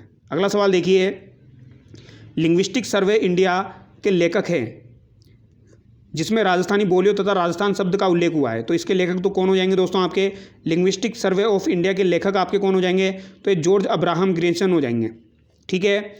यहाँ की भाषा के लिए राजस्थानी शब्द का सर्वप्रथम प्रयोग जॉर्ज अब्राहम ग्रेसन के द्वारा 1912 में अपनी पुस्तक लिंग्विस्टिक सर्वे ऑफ इंडिया में प्रयुक्त हुआ, जो इस प्रदेश में प्रचलित विभिन्न भाषाओं का सामूहिक नाम था। यही नाम अब इस देश की भाषा के लिए मान्य हो चुका है। तो ये आपको ध्यान रखना है। अगला सवाल है, ढूंढाड़ी बोली की उपबोली है। तो ढूंढाड़ी बोली जो है दोस्तों, इसकी उपबोली कौन सी हो जाएगी, ये आपसे पूछा गया है। तोरावाटी नागरचोल, राजावाटी चौरासी, काठेड़ी किशनगढ़ी। तो यहाँ पर आपका राइट आंसर क्या हो जाएगा दोस्तों, उपयुक्त सभी हो जाएगा, ठीक है। ऑप्शन 4 यहाँ पर आपका करेक्ट हो जाएगा। ये आपको ध्यान रखना है। ढूंढाड़ी की उपबोलियाँ हाड़ौती भी हो जाएगी, अहिरवाटी है, मेवाती, रांगड़ी, मालवी आदि बोलियाँ, तोरावाटी, राजावाटी। यहाँ पर एक्सप्लेनेशन थोड़ा गलत दिया गया है दोस्तों, इस एक्सप्लेनेशन को आपको ध्यान में नहीं रखना है। ढूंढाड़ी की बोली आपको इतनी ध्यान रखनी है, एक तो आपकी हाड़ौती हो जाएगी, एक आपकी दोस्तों तोरावाटी है, नागरचोल है, राजावाटी है, चौरासी है, ये और एक काठेड़ी हो जाएगी। ये आपको ध्यान रखना है, ठीक है। अहिरवाटी आपकी मेवाती की बोली हो जाएगी। अगला सवाल देखिए, दुर्ताख्यान, गजगुण रूपक, जीज मुम्मसाई और स्वर सागर। तो यहाँ पर सुमेलित करना है सूची 1 को सूची 2 से। तो ये किसके द्वारा रचित है, तो जीज मुहम्मद शाही जो है दोस्तों, ये सबसे सिंपल है, आपकी सवाई जयसिंह के द्वारा रचित है। तो सी में आपका 4 हो जाएगा, एक ही ऑप्शन में दिया गया है। डी में आपका 3rd हो जाएगा, स्वर सागर जो है ये चांद खां के द्वारा रचित है। बी में आपका दोस्तों 2 हो जाएगा, केशवदास, गजगुण रूपक केशवदास हो जाएगा। दुर्ताख्यान जो है ये हरिभद्र सूरी। दुर्ताख्यान इंपॉर्टेंट है दोस्तों, आपकी काफ़ी बार एग्जाम में आती रहती है, ठीक है। दुर्ताख्यान, हरिभद्र सूरी, ये आपको ध्यान रखना है। जीज मुहम्मद शाही की रचना दोस्तों सवाई जयसिंह के द्वारा 1725 ईस्वी के आसपास की गई थी, ये भी आपको ध्यान रखना है। अगला सवाल देखिए, ब्रजनिधि के नाम से कौन सा शासक अपनी कविताओं को लिखता था। तो ब्रजनिधि के नाम से कौन सा शासक जो है दोस्तों वो अपनी कविताओं को लिखता था, तो ये कौन हो जाएगा, आपका सवाई प्रताप सिंह हो जाएगा। सवाई प्रताप सिंह को ब्रजनिधि के नाम से भी जाना जाता है, ये आपको ध्यान रखना है दोस्तों। इनके द्वारा ही दोस्तों आपका हवा महल का निर्माण करवाया गया है, जो कि 5 मंजिला है। इसके अलावा दोस्तों तमाशा जो लोकनाट्य है, जो कि आपका जयपुर में लोकप्रिय हुआ है, ये भी आपका सवाई प्रताप सिंह के समय ही लोकप्रिय हुआ है। तो ये कुछ बातें आपको ध्यान रखनी है, ठीक है। अगला सवाल देखिए, उद्योतन सूरी ने कुवल्यमाला नामक ग्रंथ में कितनी देसी भाषाओं का वर्णन किया है। तो उद्योतन सूरी जो है दोस्तों ये वत्सराज के दरबार में था, प्रतिहार शासक वत्सराज के दरबार में था। इसके द्वारा उद्योतन सूरी में 18 भाषाओं का वर्णन किया गया है, जिसमें एक आपकी मरु भाषा भी शामिल है, ये भी आपको ध्यान रखना है, ठीक है। अगला सवाल देखिए, भारतीय प्राचीन लिपि माला के लेखक डॉक्टर गौरीशंकर हीराचंद ओझा का जन्म सिरोही के किस गाँव में हुआ। तो भारतीय प्राचीन लिपि माला ग्रंथ के जो लेखक है वो आपके हो जाएंगे गौरीशंकर हीराचंद ओझा, GH ओझा हो जाएंगे, ठीक है। इनका जन्म सिरोही के किस गांव में हुआ, ये आपसे पूछा गया है। तो रोहिड़ा नामक गांव में इनका जन्म हुआ है दोस्तों, सिरोही के रोहिड़ा नामक गांव में। कब हुआ, 13 सितंबर 1863 को सिरोही जिले के रोहिड़ा गांव में इनका जन्म हुआ। उन्होंने सिरोही राज्य का इतिहास 1911 ईस्वी में प्रकाशित किया। ओझा जी ने 1898 ईस्वी में भारतीय प्राचीन लिपिमाला नामक ग्रंथ की रचना की। ब्रिटिश सरकार ने राय बहादुर महामहोपाध्याय की उपाधि से सम्मानित किया। तो ये कुछ बातें आपको ध्यान रखनी है। ट्रेवल्स इन वेस्टर्न इंडिया के लेखक हैं, इंपॉर्टेंट सवाल है। ट्रेवल्स इन वेस्टर्न इंडिया के लेखक आपके कौन हो जाएंगे दोस्तों, तो ये आपके कौन हो जाएंगे, कर्नल टोड हो जाएंगे, जेम्स टोड हो जाएंगे। ऑप्शन 2 करेक्ट होगा, ये आपको ध्यान रखना है। और यह पुस्तक 1839 ईस्वी में प्रकाशित हुई, ये भी आपको ध्यान रखना है, ठीक है। पश्चिमी भारत की यात्रा, travels in western India. Rajasthan का गजेटियर किस ग्रंथ को कहते हैं? तो राजस्थान का गजेटियर किस ग्रंथ को कहा जाता है? अगर आपसे पूछा जाए तो किसे कहा जाएगा? मारवाड़ प्रगनारी विगत को दोस्तों राजस्थान का गजेटियर कहा जाता है। मुणोत नैन्सी द्वारा रचित है, यह आपको ध्यान रखना है। ठीक है, इस ग्रंथ को राजस्थान का गजेटियर कहा जाता है। यद्यपि गजेटियर नामक ग्रंथ की रचना अर्शकीन नामक लेखक की है। तो वैसे तो देखा जाए तो गजेटियर नामक एक ग्रंथ है, उसकी रचना जो है वो किसने की थी? अर्शकीन नामक ने की, लेखक ने की थी। यह आपको ध्यान रखना है। अगला सवाल देखिए, निम्नलिखित में से वह साहित्यकार जिसने 1857 की क्रांति में राजाओं राजपुरुषों को अनेक पत्र भेजे और कहा कि सभी राजपूत राज्य एक होकर अंग्रेजों को राजपुताना की भूमि से खदेड़ दें? तो यहाँ पर आपका राइट आंसर क्या होगा? सूर्यमल मिश्रण, श्यामल दास, केसरी सिंह बारट, जेम्स टोड। निम्नलिखित में से वह साहित्यकार जिसने 1857 की क्रांति में राजाओं और राजपुरुषों को अनेक पत्र भेजे और कहा कि सभी राजपूत राज्य एक होकर अंग्रेजों को राजपुताना की भूमि से खदेड़ दे। इंपॉर्टेंट सवाल है दोस्तों, ध्यान रखना है। यह सूर्यमल मिश्रण के द्वारा कहा गया था। ठीक है, सूर्यमल मिश्रण ने 1857 ईस्वी में प्रथम स्वाधीनता संग्राम में राजाओं और राजपुरुषों को अनेक पत्र भेजे। तो इनके द्वारा खूब पत्र भेजे गए राजा महाराजाओं को। ये चाहते थे कि सभी राजपूत राज्य एक होकर अंग्रेजों को राजपुताना की भूमि से वो भारत से खदेड़ दें। तो ये पॉइंट आपको ध्यान रखना है दोस्तों। ठीक है, अगला सवाल देखिए, असुमेलित युग में है। कानड़देव प्रबंध जो है ये पद्मनाभ के द्वारा लिखी गई, ये तो बिल्कुल सही है। हमीर रासो जोधराज के द्वारा, ये भी सही है। खुमान रासो नरपति विजय के द्वारा, तो ये गलत हो जाएगा दोस्तों। खुमान रासो जो है ये आपकी दलपत विजय के द्वारा लिखी गई है। किसके द्वारा लिखी गई? दलपत विजय के द्वारा लिखी गई है। पृथ्वीराज विजय आपकी जयाना के द्वारा लिखी गई है। ऑप्शन थर्ड यहाँ पर गलत हो जाएगा। अगला सवाल देखिए, नागरचोल बोली किस भाषा की उपबोली है? तो ये किस भाषा की उपबोली हो जाएगी? आपकी ढूंढाड़ी की उपबोली हो जाएगी। ऑप्शन थर्ड करेक्ट हो जाएगा। और नागरचोल जो है दोस्तों ये स्पेशली आपके टोंक साइड में बोली जाती है। कहाँ पर बोली जाती है? टोंक साइड में बोली जाती है। सवाई माधोपुर के पश्चिम भाग व टोंक जिलों में ये बोली जाती है। राजस्थान में पोमचा एक प्रकार की ओढ़नी पहनी जाती है। ओढ़नी जो है पोमचा ये पहनी जाती है। तो दोस्तों पोमचा जो है ये माँ बनने के अवसर पर पहना जाता है। ऑप्शन वन करेक्ट होगा। ठीक है, अब यहाँ पर भी एक बात ध्यान रखनी है, एक तो होता है आपका पीला पोमचा और एक होता है आपका गुलाबी पोमचा। पीला पोमचा जो होता है दोस्तों ये तो आपका जब लड़के का जन्म होता है तब पहना जाता है। गुलाबी पोमचा जो है वो लड़की का जन्म होता है तब पहना जाता है। तो ये गुलाबी वाला भी एक बार एग्जाम में आ चुका है, तो ध्यान रखना है। पछेवड़ा क्या है? तो पछेवड़ा क्या हो जाएगा दोस्तों? ये मोटा सूती सोल हो जाएगा आपका। ऑप्शन वन करेक्ट हो जाएगा, जिसे परिधान भी कहा जाता है। ठीक है, ये आपका मोटा सूती सोल हो जाएगा जिसे परिधान कहा जाता है। ये आपको ध्यान रखना है। अगला सवाल देखिए, अमरसाई किसका नाम है? तो अमरसाई किसका नाम हो जाएगा? तो ये पगड़ी का नाम हो जाएगा। अमरसाई जो है किसका नाम हो जाएगा? पगड़ी का नाम हो जाएगा। चंपाकली आभूषण शरीर के किस अंग पर पहना जाता है? तो चंपाकली कहाँ पहना जाएगा दोस्तों? गर्दन पर पहना जाता है। ऑप्शन फोर करेक्ट होगा। अगला सवाल देखिए, चूंप नामक आभूषण कहाँ पर पहना जाता है? हाथ, दांत, अंगुली, नाक। तो चूंप नामक आभूषण आपका दांत में पहना जाता है। एक आपका रखन है वो भी आपका दांत में पहना जाता है। ये बात आपको ध्यान रखनी है। ठीक है, अगला सवाल देखिए, मारवाड़ में दामनी क्या है? तो मारवाड़ में दामनी क्या हो जाएगी दोस्तों? तो ये आपकी क्या हो जाएगी? एक प्रकार की ओढ़नी हो जाएगी। ऑप्शन फोर करेक्ट हो जाएगा। और दामना जो है दोस्तों वो आपका आभूषण हो जाएगा, अंगुली का आभूषण हो जाएगा। अगला सवाल देखिए, चोल, पटोरी, चोरलो व निचोल किसके प्रकार है? तो ये किसके प्रकार हो जाएंगे? तो ये किसके हो जाएंगे दोस्तों? साड़ियों के प्रकार हो जाएंगे। ऑप्शन वन यहाँ पर आपका करेक्ट हो जाएगा। चोल, पटोरी, चोरलो और निचोल जो है ये साड़ियों के प्रकार हो जाएंगे। राज्य में कुछ साड़ियों के विविध रूप प्रचलित थे, जिन्हें चोल, निचोल, पट, दुकुल, अंशुक, वलन, चीर, पटोरी, चोरलो, ओढ़नी, चूंदड़ी, साड़ी आदि नामों से जानते हैं। अगला सवाल देखिए, खंजर शाही, उदय शाही, अमर शाही, शाहजहानी संबंधित है। तो खंजर शाही, उदय शाही, अमर शाही और शाहजहानी आपकी किससे संबंधित है? यह आपसे पूछा गया है। तो ये किसके प्रकार हो जाएंगे दोस्तों? अमर शाही, उदय शाही, खंजर शाही, शाहजहानी, ये आपकी पगड़ियों के प्रकार हो जाएंगे। ये आपको ध्यान रखना है। ठीक है, पगड़ियों के प्रकार एक बार देख लीजिए आप, जैसे कि जसवंत शाही, चूड़ावत शाही, भीम शाही, मांडव शाही, राठौड़ी, मानशाही, हमीर शाही, मेवाड़ी, भखरमा, स्वरूप शाही, राजशाही, अटपटी पगड़ी, अमर शाही, उदय शाही, झंझर शाही, शिव शाही, विजय शाही और एक आपकी शाहजहानी। तो ये काफ़ी सारी पगड़ियाँ हैं, ये आपको ध्यान रखनी है। अब यहाँ पर दोस्तों सुमेलित करना है, कांटा, मुर्की, बोरलो, तिमड़िया दोस्तों। तो ये सुमेलित करना है आपको। यहाँ पर आपका राइट आंसर क्या हो जाएगा? तो कांटा जो है दोस्तों ये तो आपका नाक का हो जाएगा, सिंपल सा कांटा नाक का हो जाएगा। मुर्की आपका कहाँ का हो जाएगा? मुर्की आपका कान का हो जाएगा। बोरलो आपका कहाँ का हो जाएगा दोस्तों? सिर का हो जाएगा। और तिमड़िया जो है ये गले का हो जाएगा। तो यहाँ पर 1 2 3 4 आपका राइट आंसर हो जाएगा।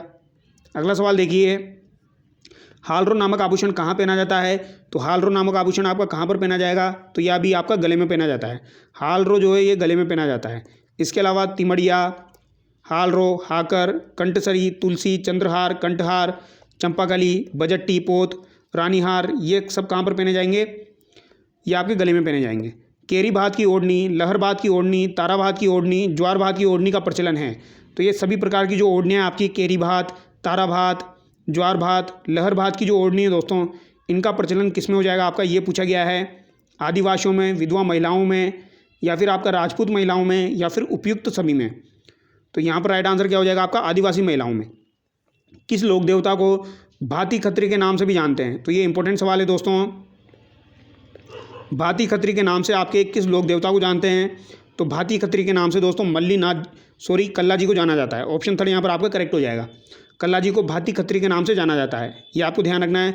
वीर कल्ला जी को गुजरात में भाती खत्री को मालवा क्षेत्र में वीर नायक के नाम से जाना जाता है।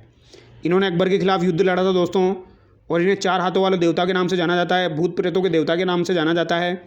ठीक है। बमलू, लिखमादेसर, पांचला, सिद्धा किस संप्रदाय से संबंधित है? तो दोस्तों बमलू, लिखमादेसर और पांचला जो है ये किस संप्रदाय से संबंधित है, ये आपसे पूछा गया है। तो ये किस संप्रदाय से संबंधित है दोस्तों? आपके विश्नोई, निम्बार्क, राम स्नेही या जसनाती? तो ये जसनाती संप्रदाय से संबंधित है। लालनाथ जी, चोकनाथ जी और सवाईदास जी संत किस संप्रदाय से संबंधित है? तो लालनाथ जी, चोकनाथ जी और सवाईदास जी, इनका संबंध किस संप्रदाय से हो जाएगा दोस्तों?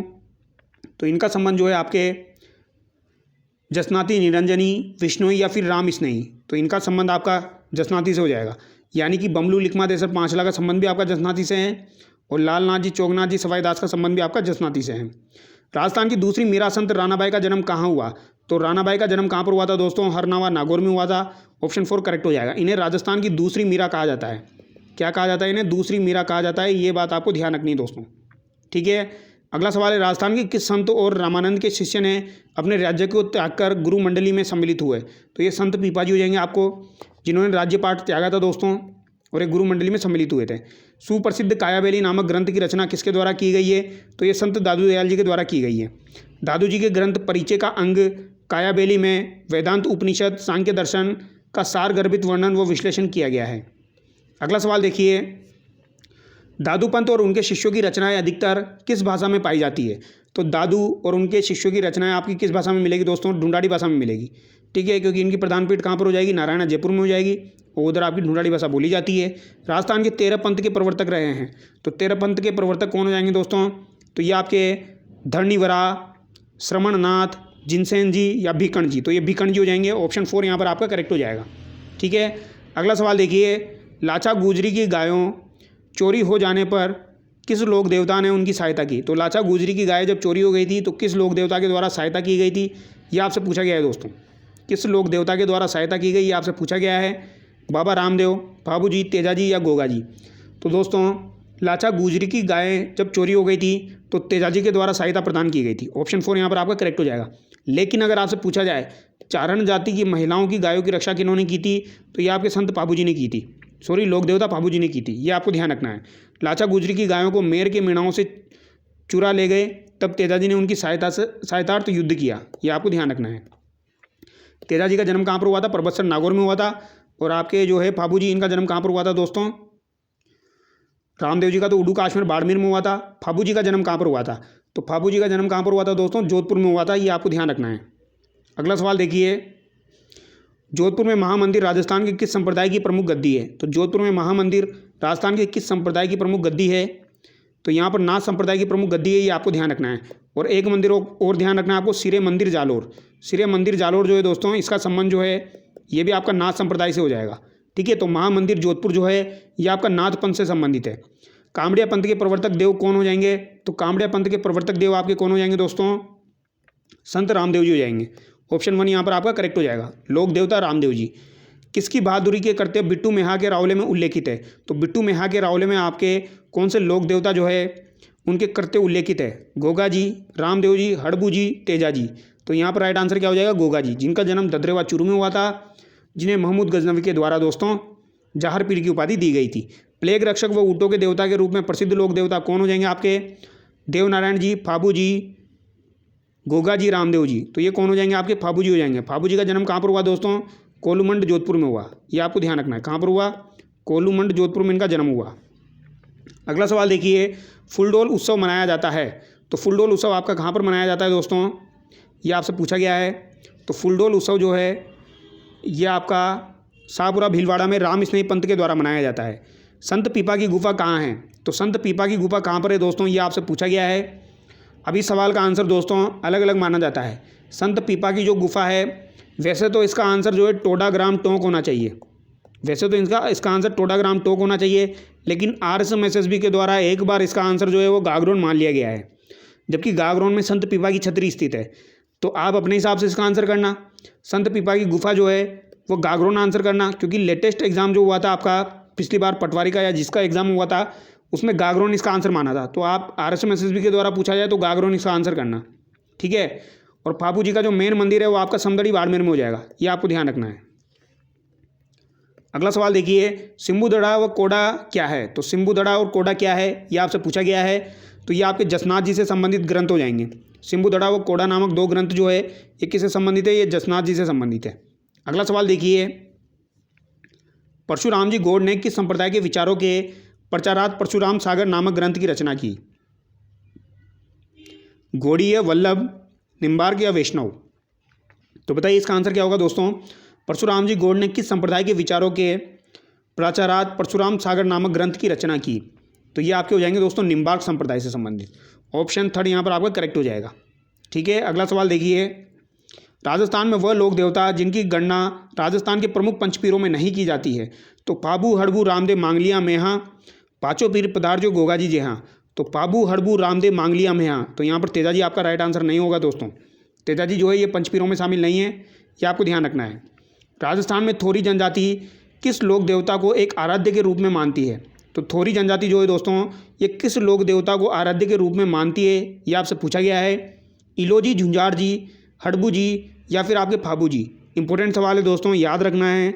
थोरी जनजाति जो है ये किस लोक देवता को एक आराध्य के रूप में मानती है? फाबू जी को। ऑप्शन 4 यहाँ पर आपका करेक्ट होगा। इंपॉर्टेंट सवाल है, ध्यान रखना है, पूछा जा सकता है। अगला सवाल देखिए, राजस्थान की वे प्रसिद्ध संत जिन्होंने यह लिखा था कि ईश्वर नित्य है, सर्वोपरि है, मनुष्य वासनाओं का दास है। ईश्वर जो है वह नित्य है, सर्वोपरि है, लेकिन मनुष्य जो है वो तो बेचारा वासनाओं का दास है। तो ये आपका दोस्तों किस संत के द्वारा कहा गया? मीराबाई, सुंदरदास जी, रैदास जी या लालदास जी? तो ये आपके संत रैदास जी के द्वारा कहा गया है। ऑप्शन 4 करेक्ट होगा। संत रैदास जी की वाणियाँ रैदास की पर्ची कहते हैं, जिसमें सहिष्णुता, मानवता, आत्मसमर्पण, भक्ति, उदारता के बीज निहित है। संत रैदास ने लिखा था कि ईश्वर नित्य है, सर्वोपरि है तथा मनुष्य एक अबोध वासनाओं का दास है। अगला सवाल देखिए, पशुओं के जीवन पर समस्त दर्शन फाबू प्रकाश नामक ग्रंथ में संकलित जिसकी रचना की है? तो फाबू प्रकाश नामक ग्रंथ की रचना किसके द्वारा की गई है? आसिया मोड़ जी के द्वारा की गई है, ये आपको ध्यान रखना है।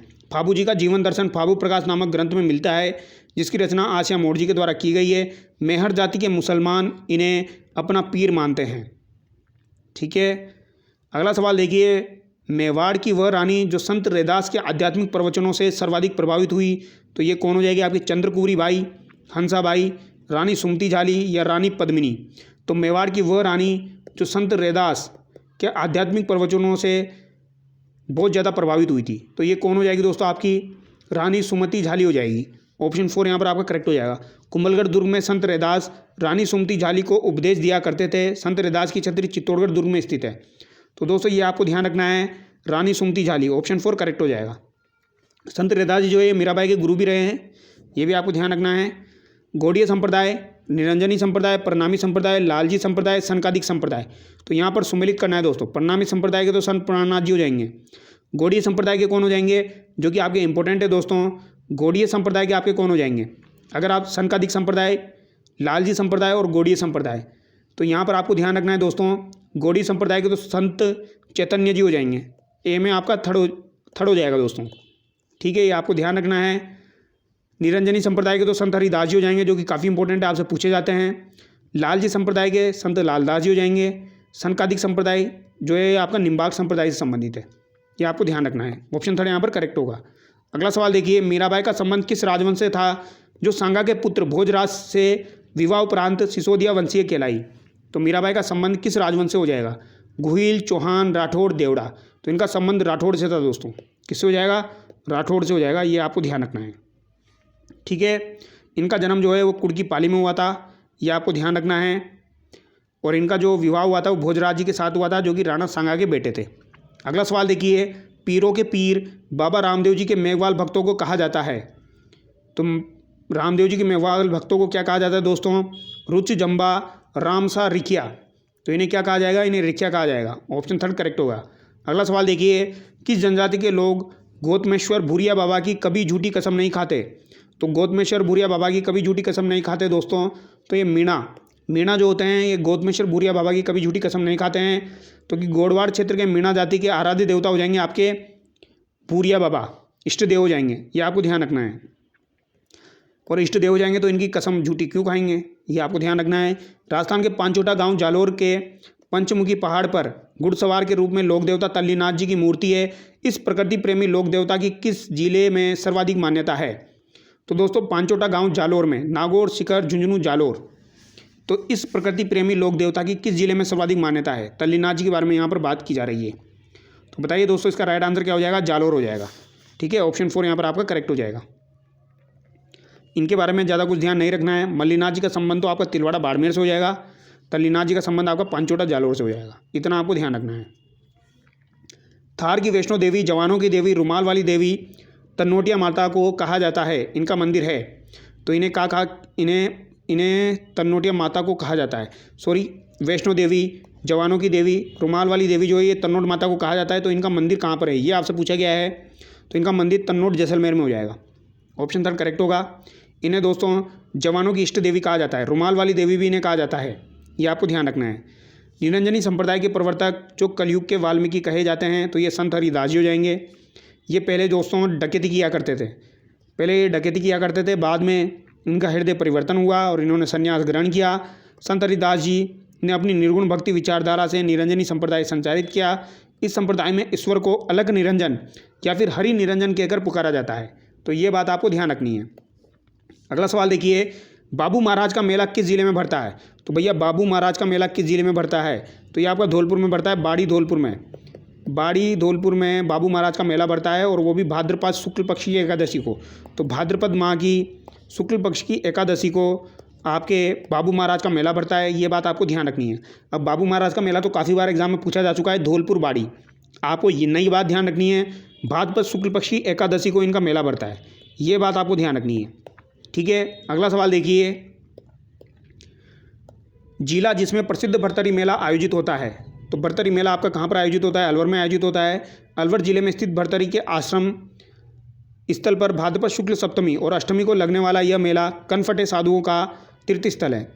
प्रसिद्ध गोटिया अम्बा का मेला राजस्थान के किस जिले से संबंधित है? तो गोटिया अम्बा का जो मेला है दोस्तों, ये राजस्थान के किस जिले से संबंधित है?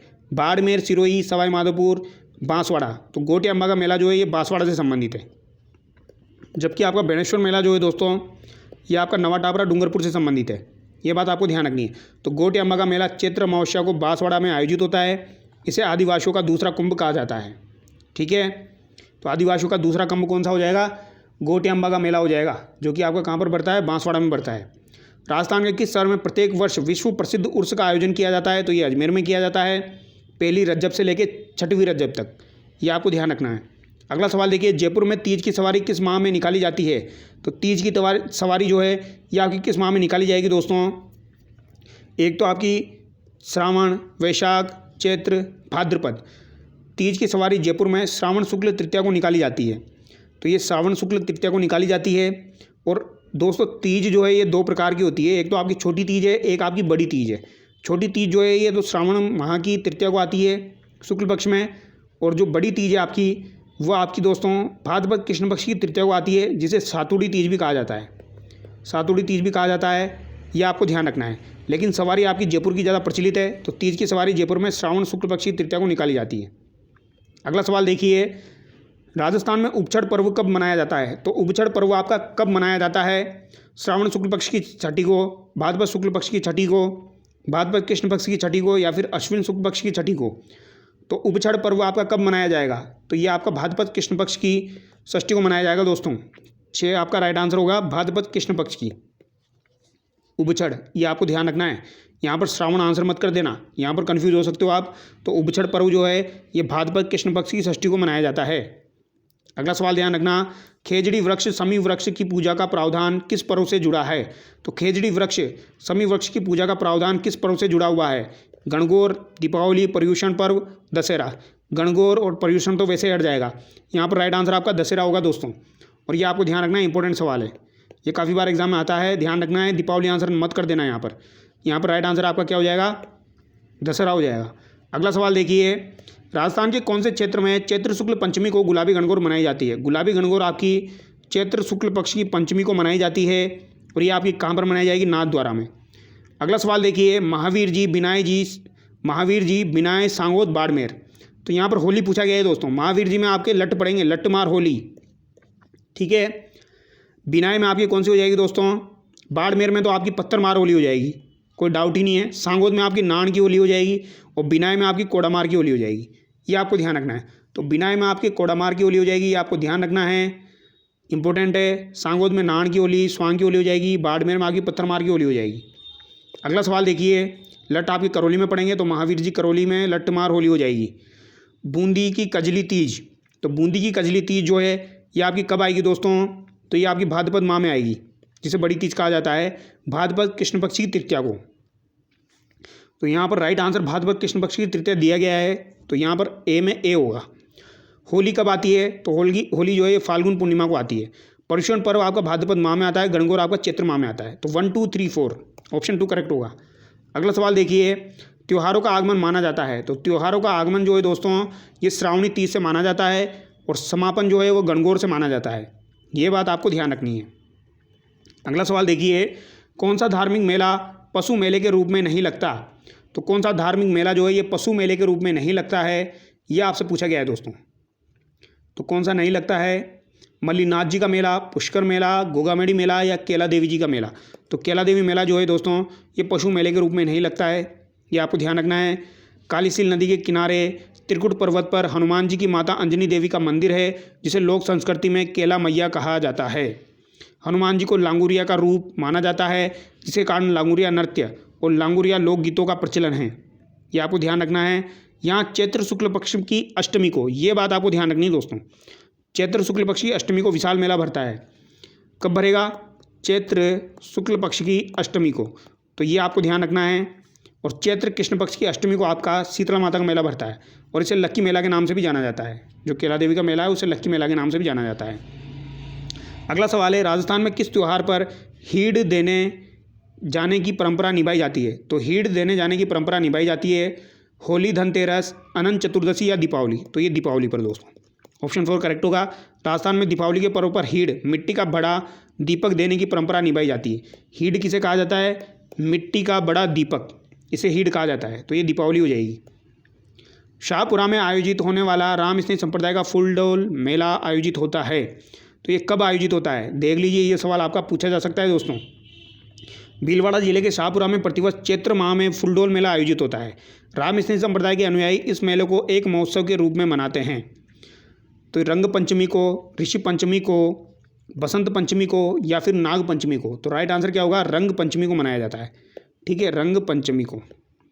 रंग पंचमी को आपका फूलडोल का मेला मनाया जाता है, चैत्र माह में मनाया जाता है, ये बात आपको ध्यान रखनी है, ठीक है, रंग पंचमी। अगला सवाल देखिए, राजस्थान का मेला जो दीपदान के लिए आकर्षण का प्रमुख केंद्र है, राजस्थान का वो मेला जो दीपदान के लिए आकर्षण का प्रमुख केंद्र है, तो ये कौन सा हो जाएगा दोस्तों? आपका कुशमेश्वर मेला, केला देवी मेला, भरतरी मेला, चंद्रभागा मेला। तो दोस्तों वैसे तो दीपदान परंपरा का महत्व जो है ये आपका एक तो पुष्कर में है, पुष्कर झील में, और एक आपका कोलायत झील में है, ठीक है, लेकिन यहाँ पर पुष्कर ऑप्शन में नहीं है, कोलायत भी यहाँ पर आपका ऑप्शन में नहीं है। तो यहाँ पर क्या आंसर करोगे आप? यहाँ पर आपका राइट आंसर चंद्रभागा मेला हो जाएगा। राज्य के झालावाड़ जिले के झालापाटन कस्बे में कार्तिक पूर्णिमा को चंद्रभागा नदी के किनारे यह मेला भरता है। यह मेला दीपोत्सव वो पशु विक्रय के लिए प्रसिद्ध है। झालावाड़ के राजा झालिम सिंह ने झालापाटन राजधानी को बसाया था, तो ये बात आपको ध्यान रखनी है।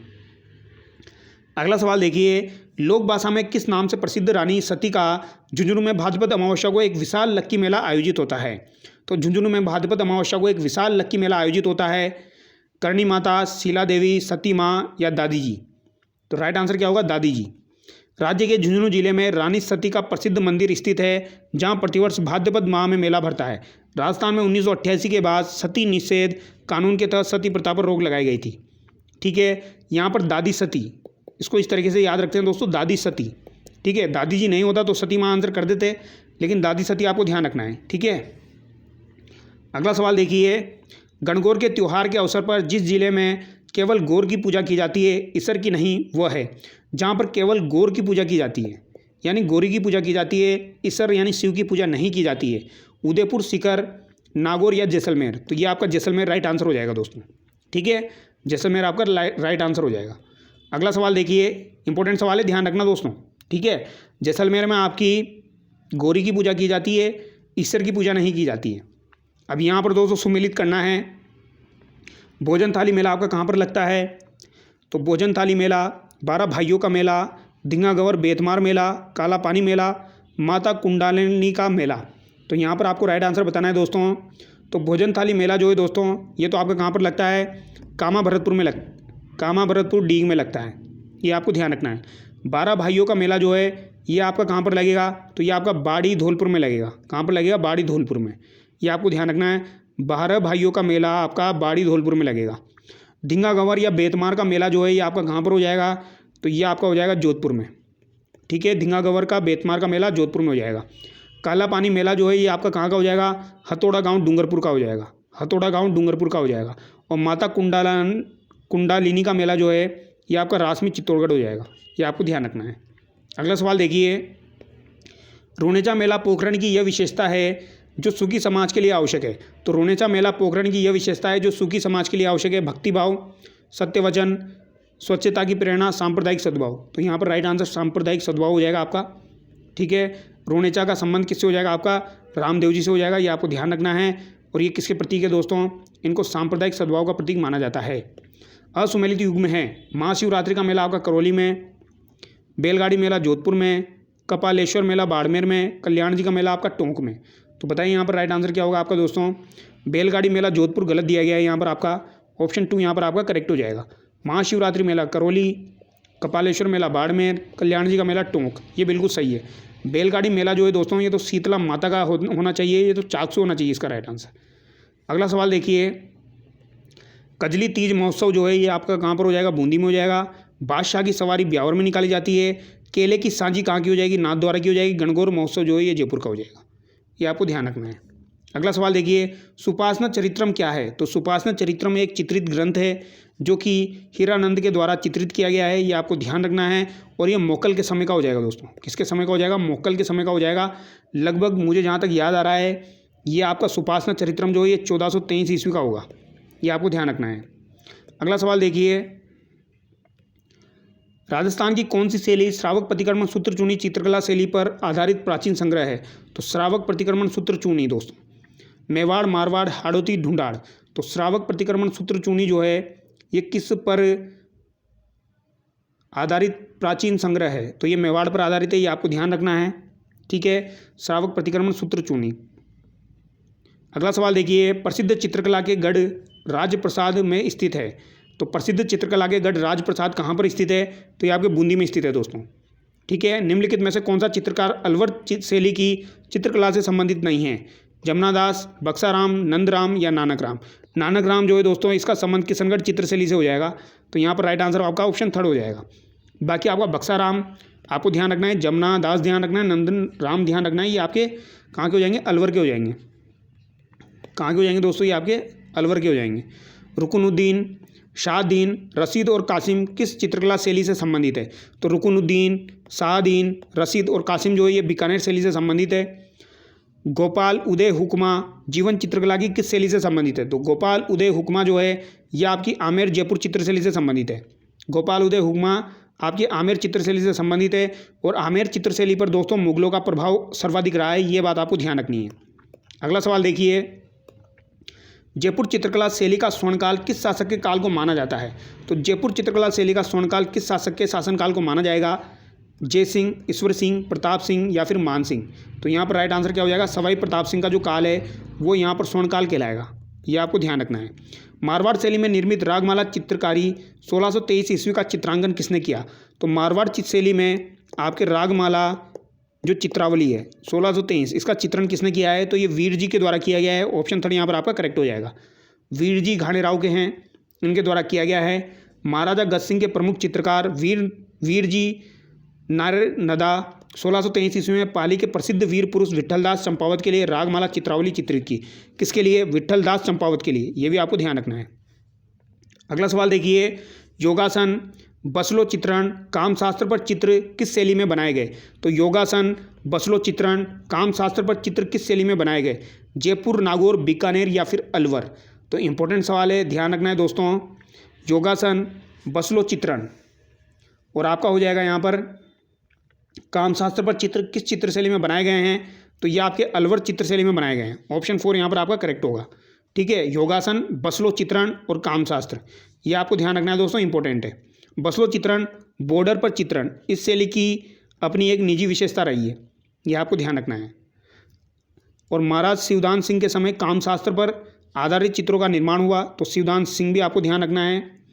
ठीक है, यह राज्य की एकमात्र शैली है जिसमें वेश्याओं के चित्र सबसे अधिक चित्रित हुए हैं अलवर में, और यहाँ पर योगासन के चित्र भी चित्रित हुए हैं।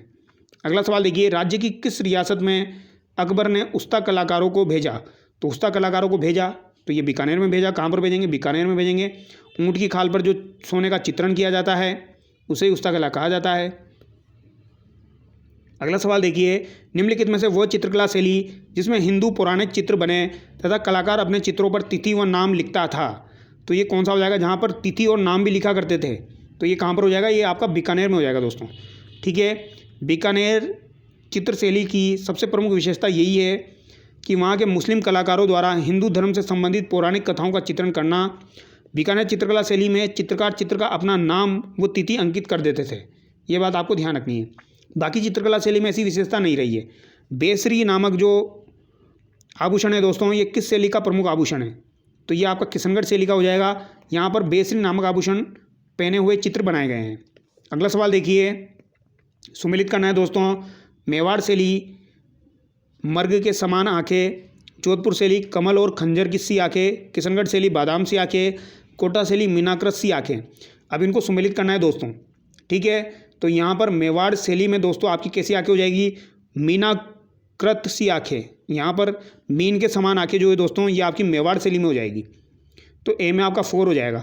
तो यहाँ पर ऑप्शन 1 आपका करेक्ट हो जाएगा। ठीक है, जोधपुर शैली में आपके बादाम सी आंखें हो जाएगी। जोधपुर शैली में बादाम सी आंखें हो जाएगी, ये आपको ध्यान रखना है। किशनगढ़ शैली में आपकी कैसी आंखें हो जाएगी? कमल और खंजर सी आंखें हो जाएगी, कमल और खंजर सी आंखें। और कोटा शैली में मर्ग के समान आंखें हो जाएगी। इंपॉर्टेंट है दोस्तों, ऐसा सवाल आपका फ्यूचर में जरूर बनेगा, यह आपको ध्यान रखना है। ठीक है, मेवाड़ में तो आपकी मीन के समान आंखें हो जाएगी। और अगर आपसे पूछा जाए जोधपुर में कैसी आंखें हैं भैया, तो बादामी आंखें जो है ये आपकी जोधपुर में हो जाएगी, बादाम से समान। ठीक है, कोटा में कैसी हो जाएगी? तो कोटा में मर्ग के समान हो जाएगी। और किशनगढ़ में कैसी हो जाएगी? तो कमल और खंजर की सी आंखें हो जाएगी, ये आपको ध्यान रखना है। श्रीधर अंधारे ने किस शैली को प्रकाशन में लाए? तो श्रीधर अंधारे के द्वारा किस शैली को प्रकाश में लाया गया? तो इनके द्वारा देवगढ़ चित्रशैली को प्रकाश में लाया गया था, यह आपको ध्यान रखना है। इस चित्रकला शैली के विकास में महाराणा जयसिंह के शासनकाल में 1680 ईस्वी में रावत द्वारकादास चुंडावत ने देवगढ़ ठिकाना स्थापित किया। तो 1680 में द्वारकादास चुंडावत के द्वारा देवगढ़ ठिकाना स्थापित किया गया। देवगढ़ शैली के विकास में अपना महत्वपूर्ण योगदान दिया। इस शैली में पीले रंग का विशेष प्रयोग हुआ है आपका देवगढ़ शैली में। अगला सवाल देखिए, किस राजपूत शैली में नारियों एवं रानियों को शिकार करते हुए दिखाया गया है? तो ये किस में दिखाया गया है दोस्तों? तो ये आपकी कोटा चित्रशैली में दिखाया गया है।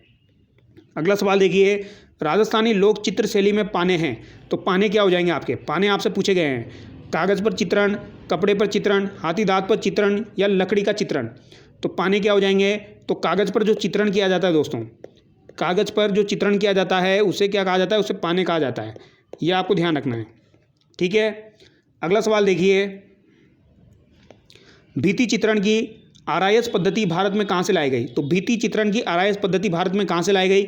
Iran, Iraq, Italy, Laos. तो ये कहाँ से लाई गई दोस्तों? इटली से लाई गई। आरआईएस पद्धति जो है ये कहाँ से लाई गई आपकी भित्ति चित्रण की? तो ये इटली से लाई गई है। इंपॉर्टेंट सवाल है, पूछा जा सकता है, ध्यान रखना है। भारत में आला गीला या आरआईएस पद्धति जो है ये अकबर के काल में इटली से भारत आई। राजस्थान में सर्वप्रथम आला गीला पद्धति का प्रारंभ आमेर में हुआ, जो कछवा मुगल संबंधों का के प्रभाव का परिणाम था। ये बात आपको ध्यान रखनी है। अगला सवाल देखिए, डालू नामक चित्रकार किस शैली से संबंधित है? तो डालू नामक चित्रकार आपका कोटा चित्र शैली से संबंधित है, ये आपको ध्यान रखना है। और यहाँ पर कुछ नाम और आपको ध्यान रखना है, जैसे कि एक नाम आपको ध्यान रखना है नूर मोहम्मद, ये भी बहुत इंपॉर्टेंट नाम है, नूर मोहम्मद। ठीक है, एक आपका डालू हो जाएगा, एक रघुनाथ है, गोविंद राम है और लच्छी राम है। लेकिन ये दो स्पेशल ध्यान रखना है, डालू और नूर मोहम्मद। रघुनाथ, गोविंद राम और आपके लच्छी राम भी यहाँ के हो जाएंगे। 1768 ईस्वी में डालू नाम के चित्रकार द्वारा चित्रित रागमाला सेट कोटा कलम का सर्वाधिक बड़ा रागमाला सेट है, ये आपको ध्यान रखना है। श्रावक प्रतिक्रमण सूत्र चूर्णी के चित्रकार थे, तो इसके चित्रकार कौन हो जाएंगे? तो 1260 ईस्वी में महाराणा तेज सिंह के काल में, किसके काल में दोस्तों? महाराणा तेज सिंह के काल में आपका श्रावक प्रतिक्रमण सूत्र चूर्णी चित्रित हुआ। इसके चित्रकार आपके कौन हो जाएंगे? साहिबुद्दीन, मनोहर, कमलचंद या फिर आपके हीरानंद। तो ये कमलचंद हो जाएंगे, ये आपको ध्यान रखना है। हीरानंद तो आपके सुपासना चरित्रम के हो जाएंगे। ठीक है, और 1260 ईस्वी भी आपको यहाँ पर ध्यान रखना है, ये भी एग्जाम में पूछा जाता है। ये मेवाड़ चित्रशैली से संबंधित है। अगला सवाल देखिए, Mewar school, Marwar school, Hadoti school या ढूंढाड़ स्कूल, इनको सुमेलित करना है दोस्तों। तो मेवाड़ स्कूल जो है दोस्तों, इसमें तो आपका क्या आ जाएगा? नाथद्वारा, बागोर, देवगढ़, चावंड, शाहपुरा, उदयपुर। मारवाड़ में क्या आ जाएगा आपका? किशनगढ़, घाणेराव, सिरोही, जोधपुर। हाड़ौती में कोटा, बूंदी, झालावाड़ आ जाएगा। ढूंढाड़ में आपका आमेर, शेखावटी, शाहपुरा, अलवर से लिया जाएगा। 1 2 3 4 हो जाएगा यहाँ पर। अगला सवाल देखिए, बेसो का चितौरा, भीलो का चितेरा, नीड़ का चितेरा, नागरीदास। तो नागरीदास तो सामंत सिंह हो गया। ठीक है, बेसो का चितेरा, तो बेसो का चितेरा जो है दोस्तों, इसका संबंध किससे हो जाएगा? आपका परमानंद गोयल से हो जाएगा। ठीक है, भीलो का चितेरा का संबंध किससे हो जाएगा? तो भीलो का जो चितेरा है, इसका संबंध आपका गोवर्धन लाल बाबा से हो जाएगा। और आपका नीड़ का चितेरा, इसका संबंध सौभाग्यमल गहलोत से हो जाएगा। तो ये भी आपको ध्यान रखना है। बेसो का चितेरा जो है, इसका संबंध तो आपका परमानंद गोयल से हो जाएगा। भीलो का जो चितेरा है, इसका संबंध आपका गोवर्धन लाल बाबा से हो जाएगा। भीलो वाले में गोवर्धन लाल बाबा हो जाएंगे। और नीड़ का जो चितेरा है, इसका संबंध आपका सौभाग्यमल गहलोत से हो जाएगा। और नागरीदास तो आपको पता ही है, सामंत सिंह। मेवाड़ चित्रकला शैली के स्वर्ण युग जगत सिंह प्रथम के समय में इस शैली के प्रमुख चितेरा थे। तो जगत सिंह प्रथम के समय इस शैली के प्रमुख चित्रकार कौन हो जाएंगे आपके? नासिरुद्दीन, निहाल चंद, साहिबुद्दीन, साहिब राम। तो साहिब राम जो है दोस्तों, ये तो जयपुर का हो जाएगा आपका, तो ये तो वैसे कट गया। ठीक है, तो यहाँ पर राइट आंसर आपका साहिबुद्दीन हो जाएगा, जगत सिंह प्रथम के समय। ये आपको ध्यान रखना है। ठीक है, ये वेरी वेरी इंपॉर्टेंट है। तो आज का जो वीडियो दोस्तों, इसको यहीं ख़त्म करते हैं हम। ठीक है, अब यहाँ पर लगभग हम कितने सवाल कर चुके हैं आज की वीडियो में? तो लगभग दोस्तों यहाँ पर हम 120 सवाल कर चुके हैं। लगभग यहाँ पर हम 120 सवाल कर चुके हैं दोस्तों। बाकी के जो सवाल है वो हम नेक्स्ट वीडियो में डिस्कस करेंगे। ठीक है, अगर आपको वीडियो पसंद आएगा तो नेक्स्ट वीडियो में हम इन चीज़ों के बारे में डिस्कशन करेंगे। तो चलिए दोस्तों, नेक्स्ट वीडियो में मिलते हैं। Thank you so much.